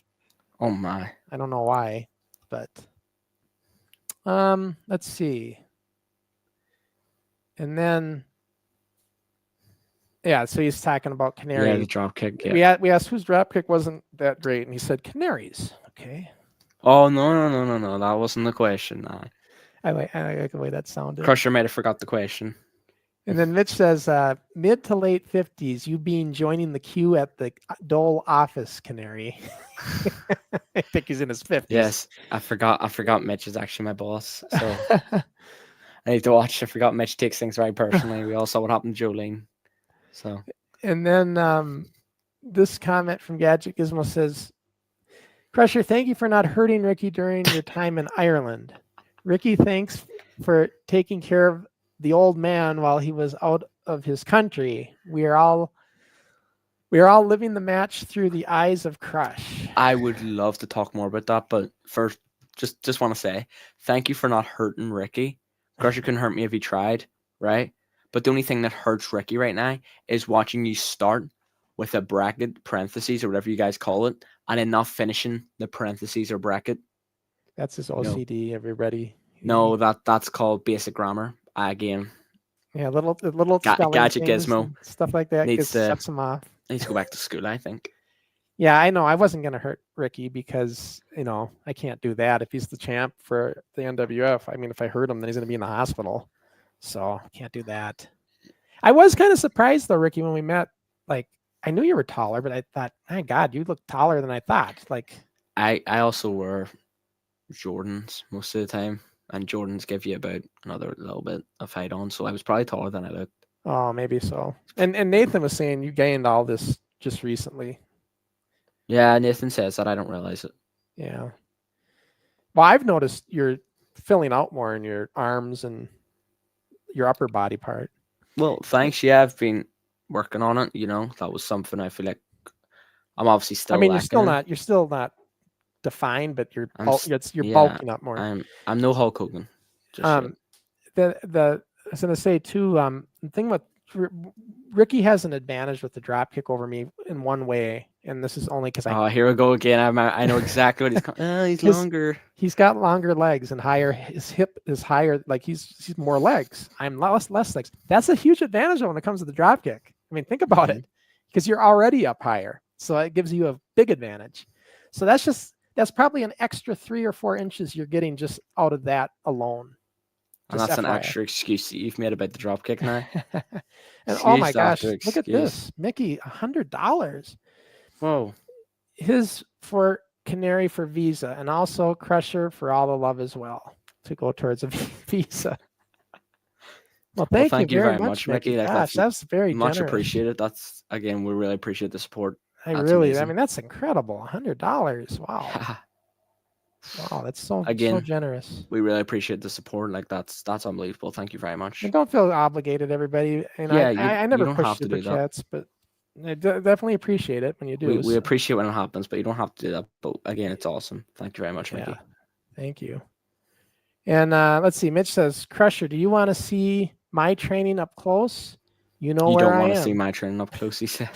Oh, Crusher, you don't want to see my training up close. Well, by the way, I didn't show it, but Mitch went in there and threw a drop kick too. Mitch did go in there for drop kick, and he can still go. Mitch says that he's afraid to bump because of health risks, but he pulled out a drop kick in front of about 12 people, just on no camera. Well, there was on a camera, but it wasn't for a show. Mitch, you're fine. Get back in the ring, you 50-year-old. Come on, middle-aged man, stop faking retirement. You're fine. Yeah, just firing back at you. He says this is only so many letters in each post. There was no room for the parenthesis. So take that. That's a tongue twister right there. Yeah. Honestly, it sounds like an excuses gadget. Maybe just don't use parentheses if you don't know how to use parentheses. Also, one correction about your post: you used the end parentheses, but you never did a start parentheses. So, how about you? It sounds like the smart ass heel Canary's coming back again here, guys. I'm just a man for grammar. I study literature. It's just something I have to, let's see, call out. And then Mitch says, or Mickey, the Time Lord says, it is my pleasure. I wanted to do that because you all deserve it. Well, thank you very much. And I know that appreciate it, Mickey. And I also want to thank Gizmo again. Gizmo gave us a real generous donation for Christmas, and it was very nice of him to do that. Yes, I want to point that out again. Yeah, we have a great fan base, Yeah, that was cool. And but no, I mean, like, you know what? The coolest thing for me in this whole experience of what we just did, first and foremost, was meeting everybody in person. That is top priority for me. That's like, because we've become friends, and so to be able to meet these guys in person, not just Ricky, all of them, like John and everybody, Mitch, Nathan, Sage. The guy with all the tattoos, that guy looks like somebody you would not want to meet in a back alley, and he's nothing like that. So, he's Sage is a gentleman. And, and all these guys, and I wish I forgot to get a picture with Crooks, and I need to do that next time I come. I got a picture with everybody, I think, but Crooks. And maybe Brandon Jenkins and Half Dan, but. Yeah, but those guys, they made me feel so welcomed. That was really cool. I enjoyed it. And it was just cool to get into it again. And I was going to say, that was what Nathan does. He makes you, part of why Nathan wants me to come back and do a match is because he knows how I feel, because he's, when you're in this business and then you get away from it, the feeling, and he knows that feeling. Nathan does. So he knows how I really feel. So he wants to give me that opportunity to do it if I want to, Yeah. And that's really cool, because not everybody's like that in this business. Not everybody would want to do that for you. That's all caring. Nathan thinks, he probably doesn't hear it enough, but he really looks out for everybody. Yeah. you know. For the So, most part. I mean, well, you'll have your differences and arguments and stuff and difference of opinions. I mean, I know I've heard all this arguments you guys have had, but you know, but I think he has his best intentions for you. Yeah. All you Although he's wrong a lot, guys. he's right sometimes. That can be said for you too. I'm never wrong. Let's see. Some more comments are coming in. Full of comments today. It's really helpful. All right. So Mickey says, the wrestling I got to see on the videos and even in the rewinds, that is stuff I love and gives me a smile on my face. But remember, rewind is looking back at us, and it's not always the best. Some of that stuff. And I'm not even showing you everything. If I showed you the real early stuff in the mattresses in the basement, which you can see part of that on the DVD of the documentary somebody mentioned. Yeah, it was Mickey mentioned the documentary. I mean, I would be the one getting up and getting off camera, like Ricky did when we showed his early stuff. We need to talk about that. We don't need to talk about it. So yeah, it's just like I can't even. I know everybody likes seeing it because it was the beginning, but It's also funny. I like it when we get polished and stuff and we start getting better. But it seems like the stuff they like the most is when we were more younger and not knowing what we were doing. So it's funnier to watch. I guess. I mean, well, they always say, Nathan said too, they just probably like seeing the progression. And he's right. Yeah. So let's see. Smile on my face. Okay, and then this comment from Mass Movies says, be like Sting coming back only to do tag matches, less bumps for you. Yeah, I was talking about me going, but see, that's the thing though. Ricky knows this about me. I'm not interested in doing that kind of match. If I'm going to come back, I want to try to do just about everything I could before. Crusher's coming back like, prime Kurt Angle. He's going to be doing stage dives and everything. I mean, From there might Kurt be Crusher. a little bit of setbacks, but I have to do everything, but I want to try to do as much as I can. Yeah. All I know is if I do come back, whoever I work with, if I can just spend a day or two with them in the ring, TLC match. we'll get it worked out. I could get it all worked out. You can get in a Hell in a Cell, Crush. A Hell in a Cell. You can So did you honestly think I wouldn't be able to do a drop kick still? Not to that level. I thought you'd have a drop kick like someone who is like still learning a drop kick. So I felt like you'd hit it low, like in the gut. Really low. Which is something we get a lot of people like learning to do drop kicks, but nah, you haven't lost your vertical leap. No, I mean it's just the only thing I wasn't sure how I was going to feel is the landing. And Dave was asking me like, because this is the first time I was in a flexi steel ring. He's like, how did you compare that to our breakdown rings? And the breakdown rings were a more comforting bump because it worked for everybody. Where I can see with these flexi steel rings, if you're a smaller guy, you're not going to get as much flex out of it. So it's not going to give you as much. Where when you had the spring, you always got the spring. So you always got the absorption of the bump. So it's like, I like the breakdowns better, but I suppose it's flexi steel is so much easier to set up and tear down. The breakdown rings there was more parts, more nuts and bolts and everything. Oh yeah. All right, here's more comments now. Yeah, seeing the progression, so what is very cool. And it is like home movies or like 80s territories wrestling. Yeah, well, that's what we were influenced by, Mickey. It was the territory days then. So we were doing this same kind of stuff. Everything we do on NWF back then was what we were influenced by at the time. So even a lot of our storylines were stuff we took from the big leagues. Modified them a little bit. Now I think of it though, like I was being so critical with Ricky and Ben of no closed fist being all by the rules. Hell, in my matches, I would do the bolo punch for Christ's sake. I would, if you're getting him in a headlock and this headlocking into wind up, boom, right? That's a closed fist. I did that all the time, and so I don't know. I'm trying to think how I could do that without a fist. Maybe hit it with a forearm. I want to still be able to do it. You could do palm strike. Oh, palm. Yeah, that would work. Yeah. Yeah. I got to do that move. That was one of my famous moves. Let's see. Mixed Baxter Crusher. If there's a chance you will come back and have one more match then that will make me feel like there must be one more match in me somewhere. Maybe we're talking about the same match. Are you thinking Crusher versus Mitch Baxter? Retirement home, pro wrestling, walking cane on a pole match. But remember, Mitch, you were telling me when we were out eating, Mitch and I ate like kings that last day I was there. Oh, yeah. We went and had I think we had breakfast and 2 lunches. And That was funny.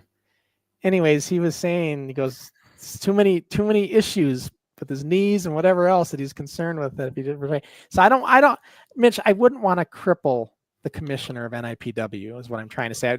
I'm going to I'd cripple Canary, I'd cripple John McCann or whoever else I get in the ring with. I don't want to have to cripple the commissioner. So I'm just saying. Right? Sounds like an excuse. Sounds like you're afraid of Big Mitchy B, the 200 pounds of bad attitude. Well, if I'm not afraid of you, why the hell would I be afraid of him? I'll take that as a compliment because Mitch Baxter's a scary guy. But he's, shall I say it? Midget Mitch? Yep, that's his nickname that he gets. He didn't want to hear that, though. Let's see. Signs and everything. Sports Talk says, when did you show Ricky's early matches? I am sure we would all love to see Ricky's early days so you can appreciate how far he has come. You know what? You should be proud of your beginnings. It shows heart.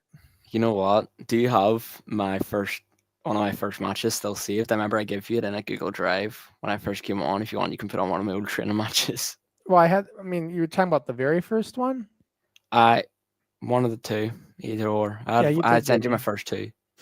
Yeah, let me see. I think I do. We might have it on the Google Drive. You know what? May as well entertain you because this will be my last forward for a while anyway. So no, I have a little bit of fun. I have it on my computer now. Because I everything that you gave me, I put in a directory with your name. So I'll see what I got here. Let's see. Just sit tight and you'll get to see the young Canary before he was even going by Canary, and he was still just little 14-year-old Ricky in a wrestling ring. About 2 months in.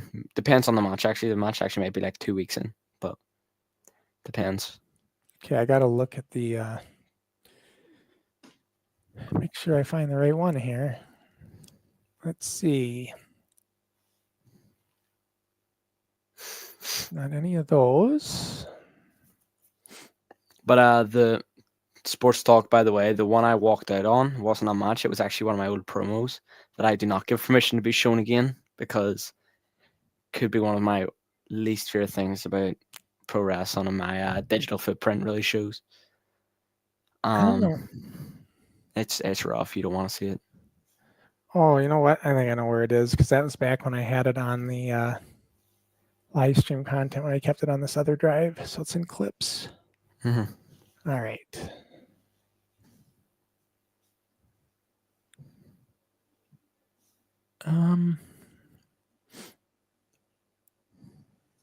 Trouble is I don't know which one's which. These are Canary matches. Yeah, I'm gonna preview them first before I bring them in, just to make sure.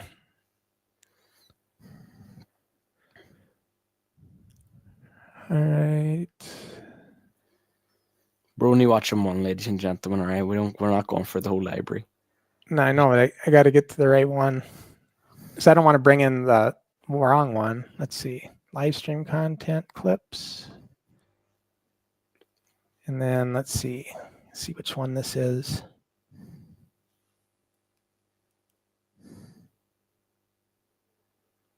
Okay, that's John McCann. That's Ricky and John. When you had the yellow tights. This one, it's more of that. Which one are you looking for that you want me to bring in? Preferably the singles match because there's more of actually me. Singles of who you're wrestling though? Patrick Patterson, I think it was like me on my like 1 or 2 months. Oh, you want that one? That one. I know where that one is. That's cherished. Yeah. It's in the museum, the NWF museum. Okay, now that I know you want that one, I can easily get that. Let's see, because I just did that one. By the way, guys, this isn't me saying this with pride. This is actually awful. Horrendous to watch. I go in a directory called early footage. Here we are. Oh god, here we go. Ding, ding. So yeah, this is young. I'll turn the audio down some here. There we go. Put that down so we can hear us. So yeah, look at. I like the tights. I don't know what the hell that is. Is that like shorts and what the hell are those pants you're wearing, Ricky? I literally just got a pair of tights, and they just had designs on them. It wasn't like custom made. It was just off Amazon. Okay, so you just I bought 'em. just wore them in the training, yeah. He's got the pipe cleaner arms at this point. At least your arms have beefed up a little bit. Yeah. Oh, you know. I'm surprised though. Ricky's staying in for this. When we showed this last time, he had to bounce out. No, I had to bounce out of the promo. Well, the promos, yeah. You know, some of this isn't bad. I think the arm drags you took were fine. No, It's that clothesline at the end that's. that's horrendous. It's like that's a fine. That's nothing wrong with that. Could be better. I'm also just not selling. No, I like the drop toe hold, but why didn't he go into like a? I would have went into a leg lock. Cause that would slow it down. 1, 2. This comeback is meant to be fast, and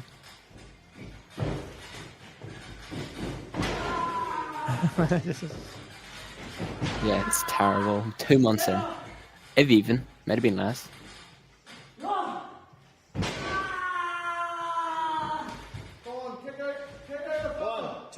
You'll notice the name that Nathan's calling him in there is Prancer. When you hear him say Prancer, he's talking to Ricky.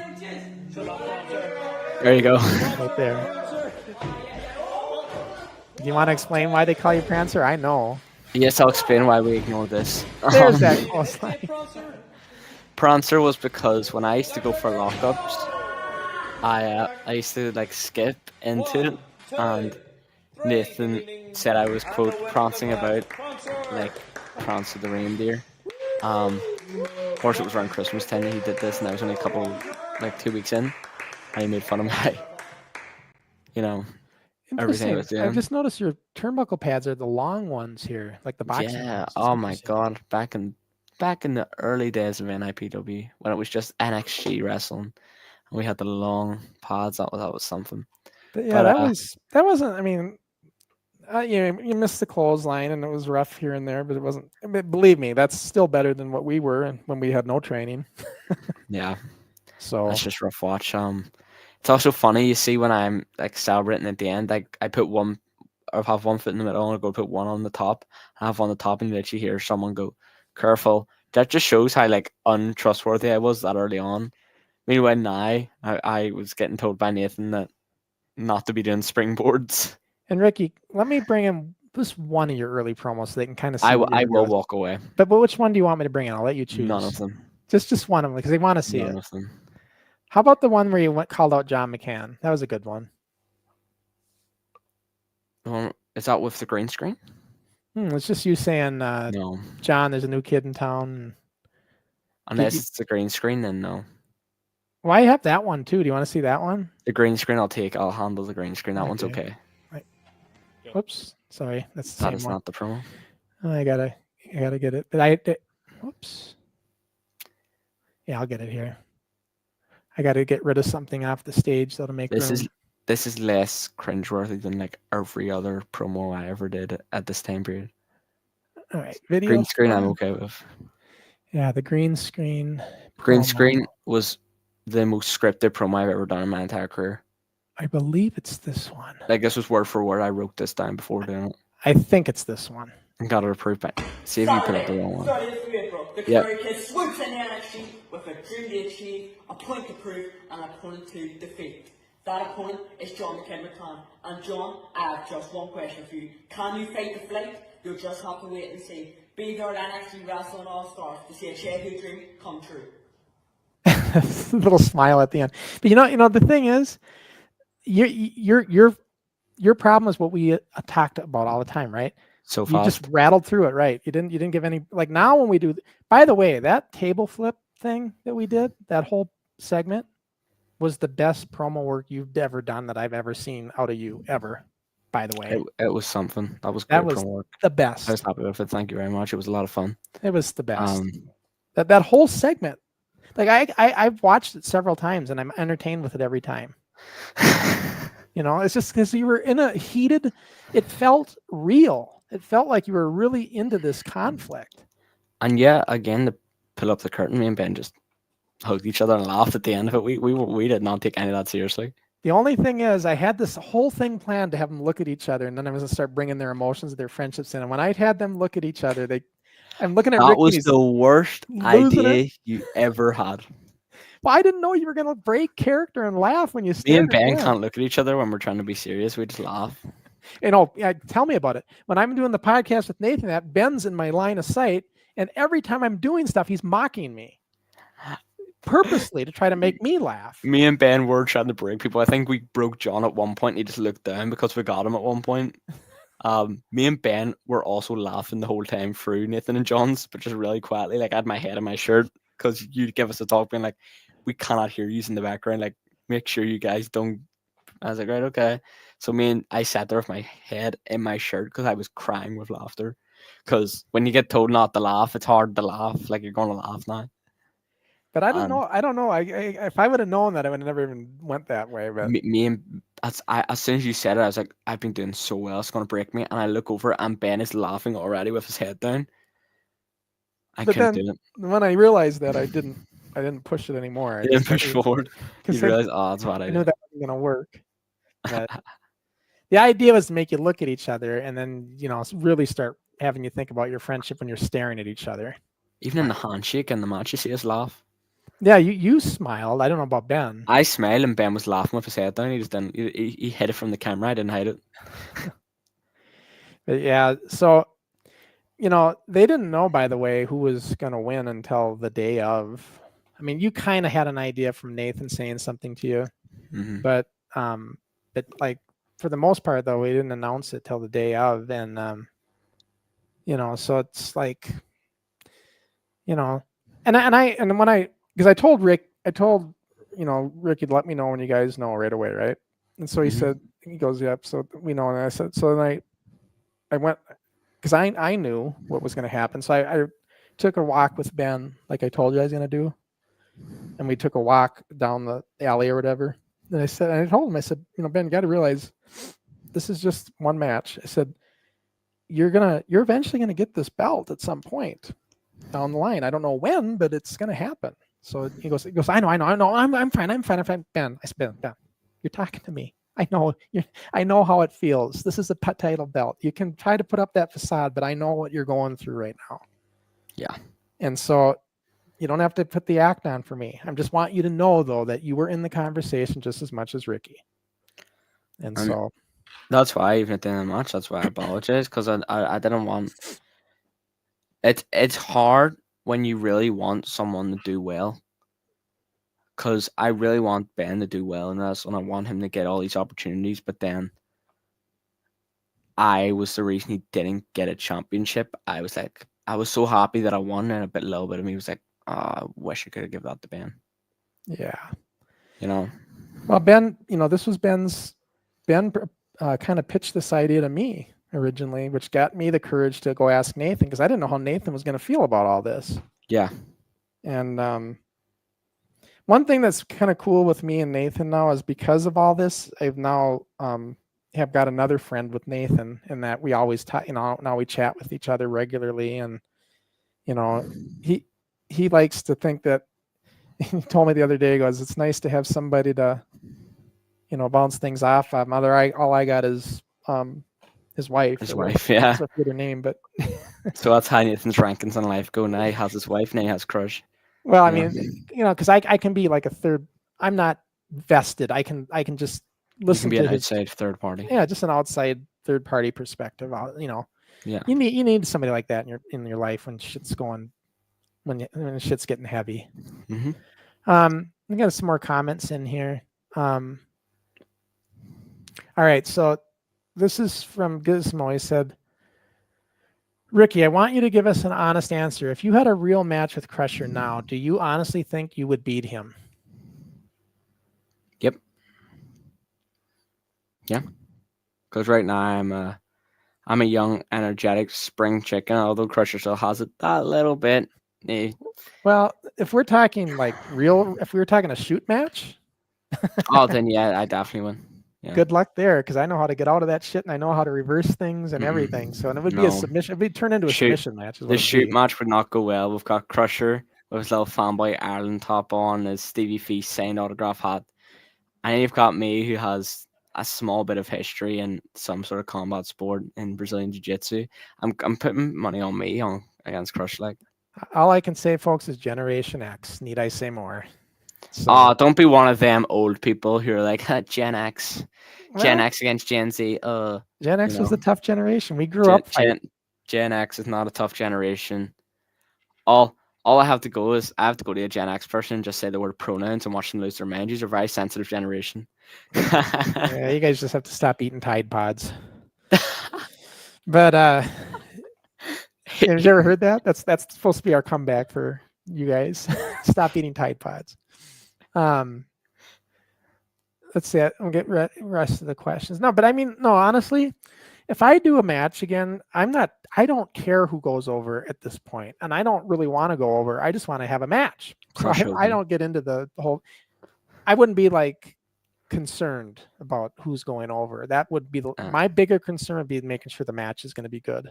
So we could have Crusher Hogan, putting Nathan aside, being like, that John guy's on a roll, but it doesn't work for me. It's not going to happen tonight. I'm willing to do business, but if I hear one Crusher Maniac in the crowd, all bets are off. I will say this, the one thing that Ricky does struggle with, and I don't know why, is he doesn't like any idea of beating me up, like in any scenario. I'm not sure why, if it's an elder thing or what, but he just doesn't like the idea of that. Are you talking about the Mitch promo idea? Is that what you're saying? Yeah, the Mitch promo. And the Mitch promo idea wasn't a thing about beating you up. It was because I was happy with where I was at right there. We didn't need to do the heel. Well, Mitch is like, while he's still here, we could do something, And he's right. We could have filmed something that night. Time. You also almost spoiled. That's another thing that Crusher almost spoiled on Rewind. We spoke, and there's nothing for sure yet. We spoke about possible plans in regards to my character when I come back from Canada, and you can see yourself visibly cut yourself off because you almost spilled the entire concept that we came up with in the restaurant. I don't think I did. You cut yourself off. If I was, I don't think I was going there. I don't remember talking about that ever. I don't even remember how that conversation went. To be honest with you, I was so mesmerized by he won't beat me up. Why? And I told John this. I said, John, if we ever do a match, are you going to have that problem? Because I want to get my ass kicked if that's the way we're going to go. But John says, no. If I'm a heel and that it ever came to that, there wouldn't be any problems. John just wants this match to kick your ass. That's what it's all about.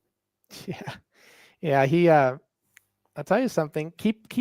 You guys want to stay tuned in our next few shows when John comes on, because rumor has it he's got a problem right now. So we'll see what he has to say. Yeah, I've heard that.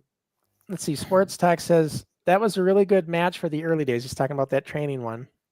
Now let's see Crusher's basement battle. If you want to laugh, we're not watching the basement battles. I want to see what's the basement battle. I don't know the basement battle, so I really need to be enlightened. That's like 14 years old on bed mattresses. And oh, come on, Crush! I don't think I even have it.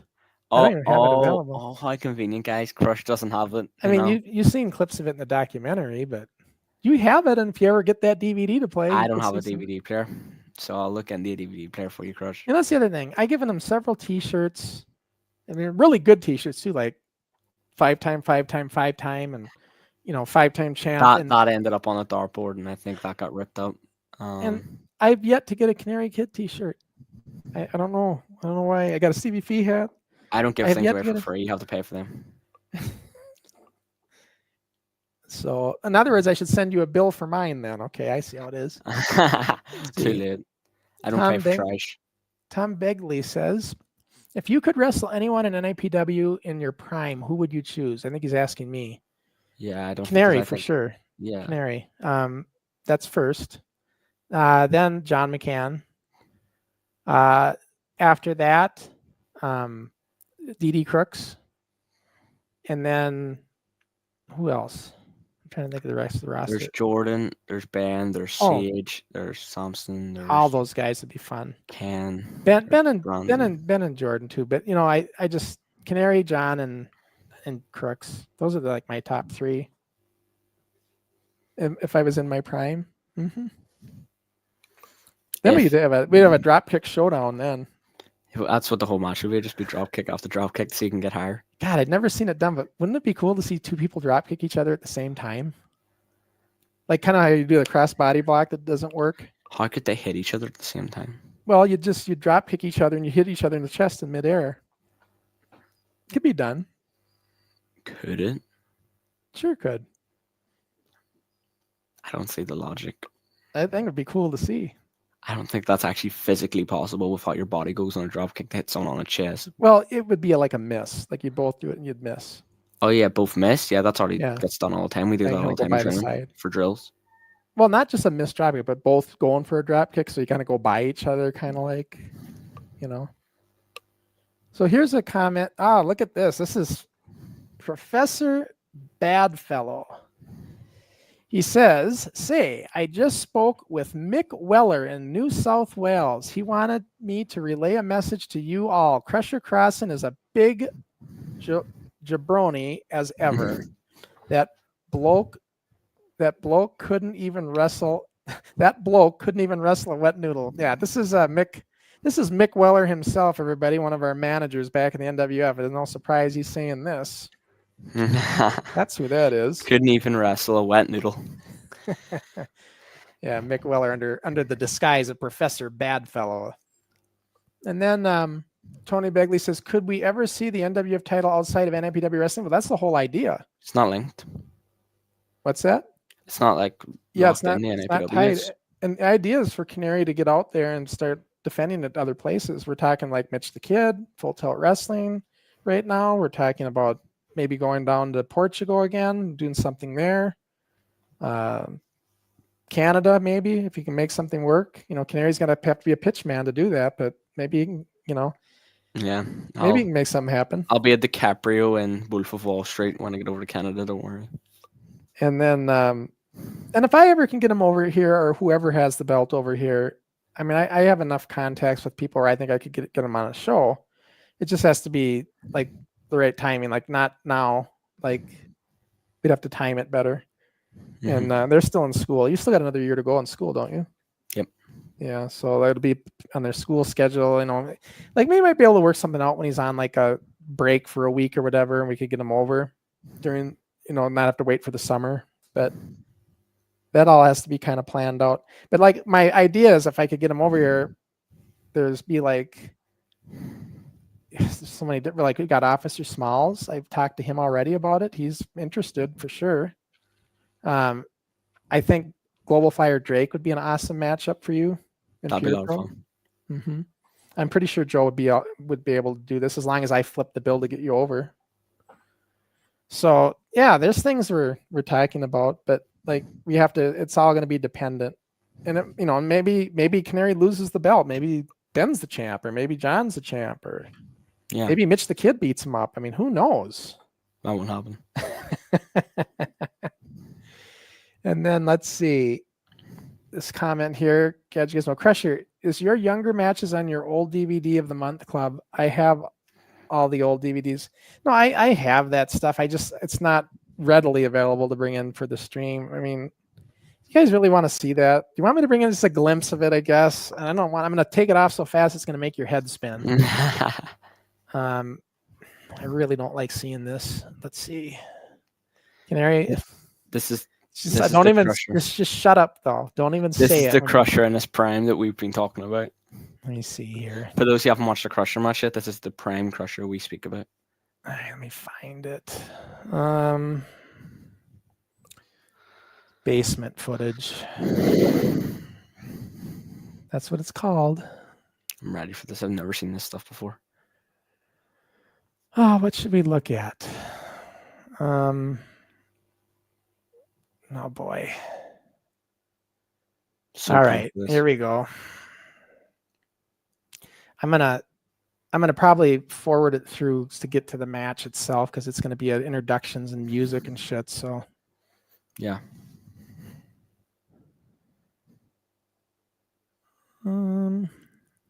Didn't it come in? Oh, I must have did it wrong. Video file. Try it again. Why isn't it coming? Oh, let me try it again. Oh, these are movies. Let's see.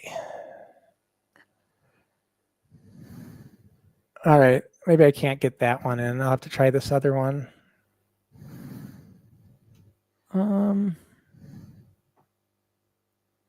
Because these movie files don't seem to want to play.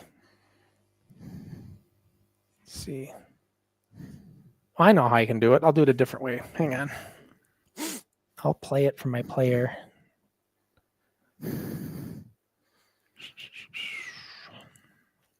I don't know why it doesn't want to bring them in regularly, but I can do it this other way. Raw. Oh, wait a minute. I know what I'm going to do. I got a better way to do it.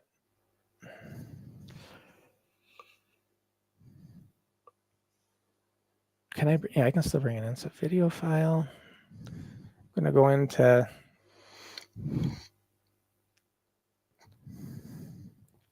All right, I'll go to Vimeo or YouTube previews or shorts.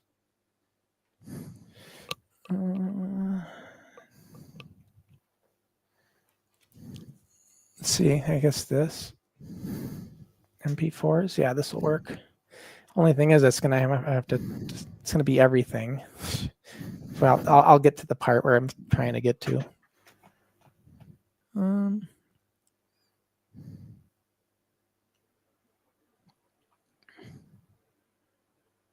All right, here we go. Jesus.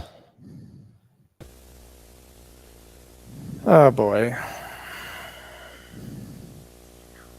Yep.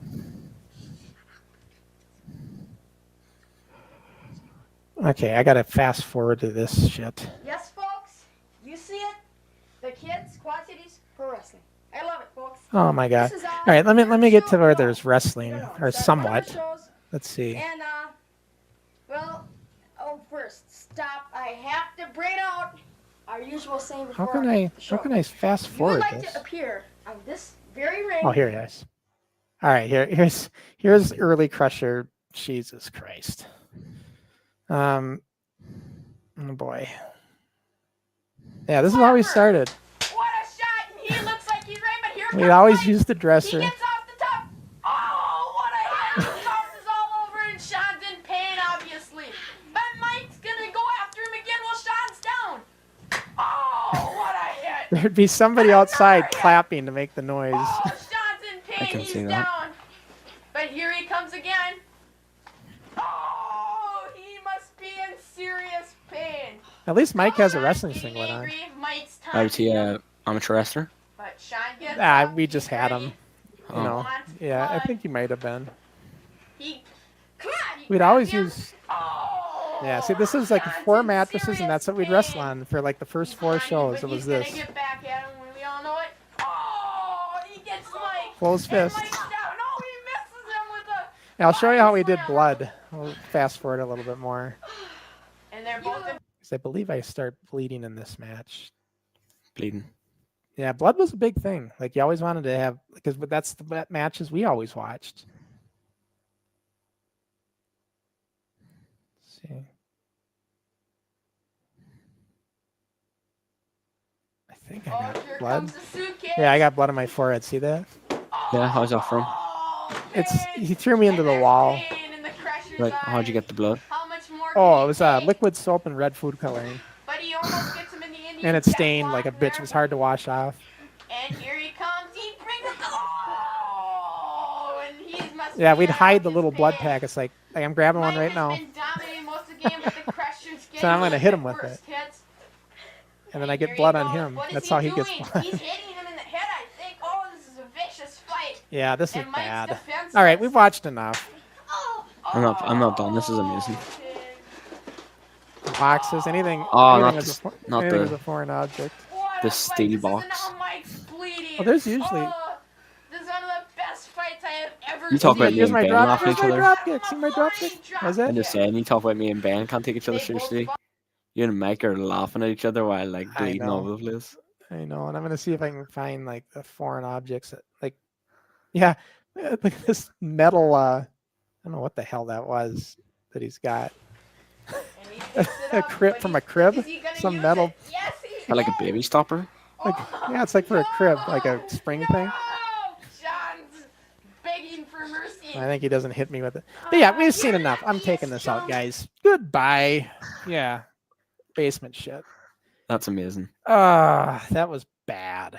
See, Ricky, as bad as you think it was for you, it was worse for me. I mean, I didn't have that sort of blood on my matches. I'm just saying that. Well, no, I know you think it's weird that we wanted to bleed, but like back in the 80s, that was a big deal, having blood in the match. Like, he's busted open. He got busted open. So we wanted to do the same. Yeah. You know. So that's all. That's all that is. Just what we were influenced by.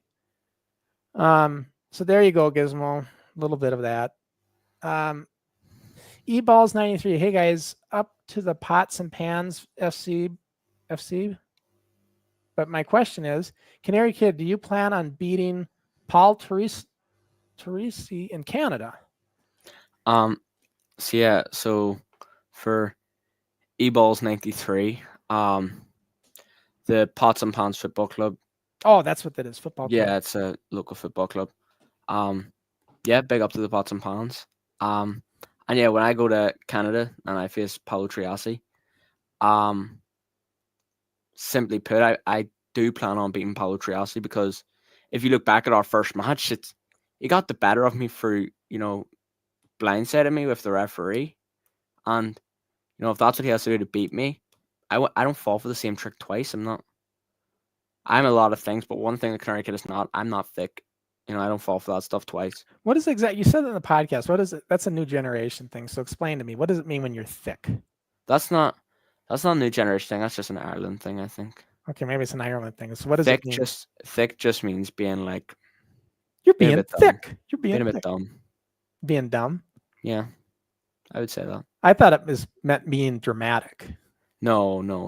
Because the way you said it to Ben was like you're just being over dramatic. Like you're being No. thick. Are you Okay. thick? No, I'm not. Like you're being thick. Yeah, going into a match with an injury was being thick. It's a dumb thing to do. But yeah, I feel like I can get the best of Paulo despite him having the experience over me. I feel like my talent just outshines his experience. Yeah. I mean, and then you're going against the same guy again, and I don't know if the NWF belt will be on the line with all that, or his belt's going to be on the line, or how it's going to work. But I'd hate to see you lose the NWF belt to the guy in Canada. Well, that's the thing. I don't intend on losing to Paulo. I believe that I'm more than capable of beating Triassi. I absolutely took the guy to his limit, and that was before I even won the world title. Never mind after winning the world title. So let's talk about that. So how does it feel? We haven't really even talked about that. So how does it feel to win the world? This is your first world title, right? Yeah. Second championship. Yeah. How does it feel for you? It feels great, having that bit of storage space filled up again. It's been a while, and yeah, it's fun. Having the title again, it's good to have around. Already I had a great memory with it when going around to Nando's and Greg's, going out with the championship was fun. I took probably my favorite picture of my wrestling career with Jordan and Stevie. With that championship and stuff. So the championship it's already collecting memories, and I think there's many more. I'm about to travel across the world with it, so it feels great. It's amazing to have it. And for us, and I know I speak for Ace and Kelsey and even Steve, Mr. X. I mean, that's just nothing but it just makes us feel really very proud to see that belt on you right now. Once again, seeing that blue belt out there, as it should be. So, and like I said, I mean, that drop kick's the perfect example of what I talk about when I talk about being cutting edge. I don't think I've ever seen that done in a match. I mean, I might be wrong, but I don't think I've ever seen somebody drop kick somebody coming off the second rope. So that's pretty special. Tony Begley says, dedication started from the bottom. Now we here work with what you have. Yeah, I mean, that's it. And I understand that, like Ricky's training match, that basement shit, you got to start somewhere. I get it, but there's so much more. Ricky's so much more lucky than we were because he got trained right away. We had to go through 2 years of that, trying to figure it out and actually do a fucking actually do a freaking armory card without having any training under our belts with 350 fans showing up. Right. So, and we still weren't trained yet, but I felt we were ready enough for that. And, but then once we did get the proper training and I knew what, you see, Eddie Sharkey is not an idiot. Like here's what he's seen. When he's seen, Eddie's doing bar shows pretty much right now. At the time we did our armory where he's drawing 50 people maybe. And we just did 300 plus. And Eddie heard this. He's like, because the first thing that Eddie came out of Eddie's mouth when I met him is like, you and me, we got to do an event together sometime. It's the first thing coming out of his mouth. So that's already in his head. So he wanted in on our attraction, but at the same time, he wanted to polish us up. That's why he gave me free training. That's why he spent 6 months training me, because he wanted me to bring it back to all of us. It's just he's very smart that way. Mm-hmm. So that way, when we did do the event 6 months later, we were ready for that with him, at his level, So anyways, Nast Movies says, has Ricky ever bled in any of his matches? Not juicing. No. I don't think you've ever juiced. No, definitely not. I've never had a major bleed. I might have had I feel like there's been matches where I bit my lip or something, or a tiny bit of blood. I remember. Didn't John kick you in the face or something? Yeah, he did, but I didn't bleed. He had a big fat lip though, right? Oh, that wasn't on a show.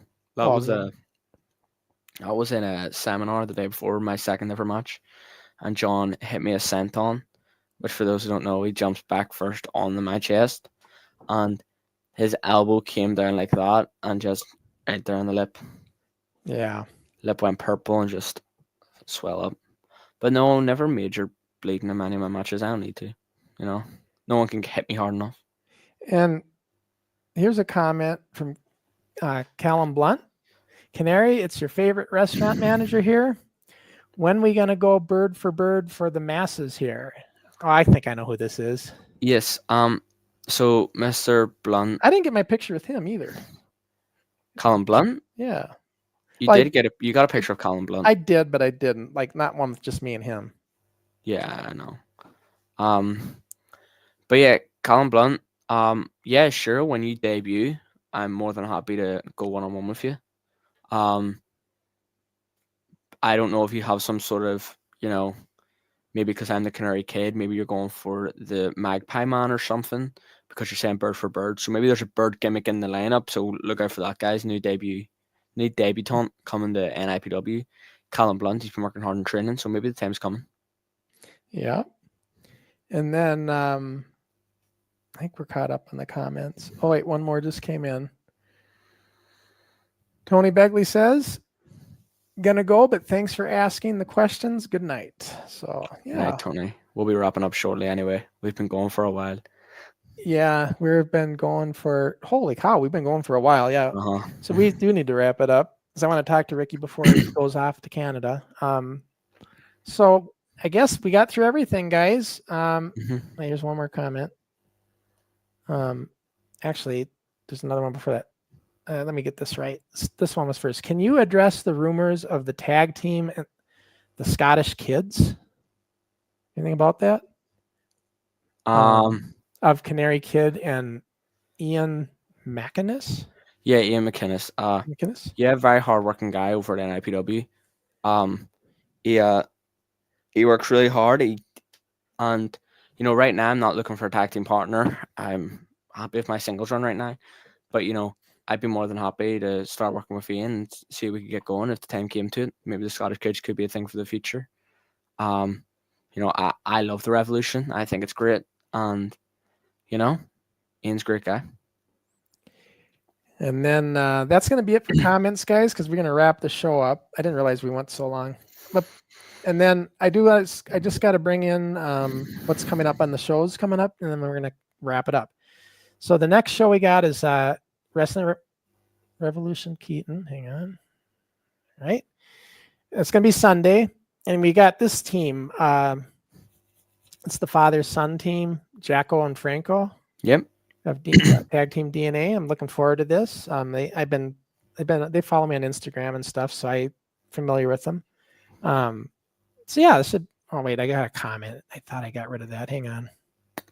Yeah, Whooper TV. Just get that out of here. There. So yeah, this is going to be a good one. That's going to be Sunday at a regular time with Kayfabe with Keaton show. And then next week, Dixie Dave and myself are going to Fred Moore Junior High, and that's the Ring from Hell boxing ring. And yeah, one of those. And they work, but they look like a ring, but they sure as hell don't work like one. And so that's Conan making his debut, doing that leg drop to Stenerson. That'll be a good show.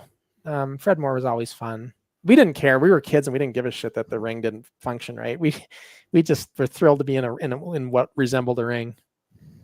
And then the next Forward show, Canary Kid's going off to Canada. And so, as you can see, NWF Forward with Crusher, Crossen, and John McCann substituting for the Canary Kid, the Irish grappler. So that's going to be good luck with that, guys. And I said to John, I think Ricky not going to like you taking a spot on the thumbnail here. Won't hit the same. So yeah, John McCann coming in, and it should be a good show. And I'm looking forward to this. Yep, a little bit less entertaining, but I'm sure it'll be a show, all right. Yeah, not as entertaining as the mouth of Canary, that's for sure. All right, guys, we went way too long, so we're gonna wrap it up. I hope you enjoyed it. This is a long one, and but it's because Ricky's gonna be gone for 3 shows, so we had to get our say in. Yeah. And thanks again to Mickey. I mean, gave us a bunch of super chats, and I really appreciate that. And that was so generous. You didn't have to do that, and so we really do appreciate it. So thank you for that. All right, guys. I hope you enjoyed the show, and I'll be back next week Sunday with Keaton, and then next week with Dave, and then with John McCann in 2 weeks. I'm looking forward to it. All right. All right. We'll see you guys. Good luck.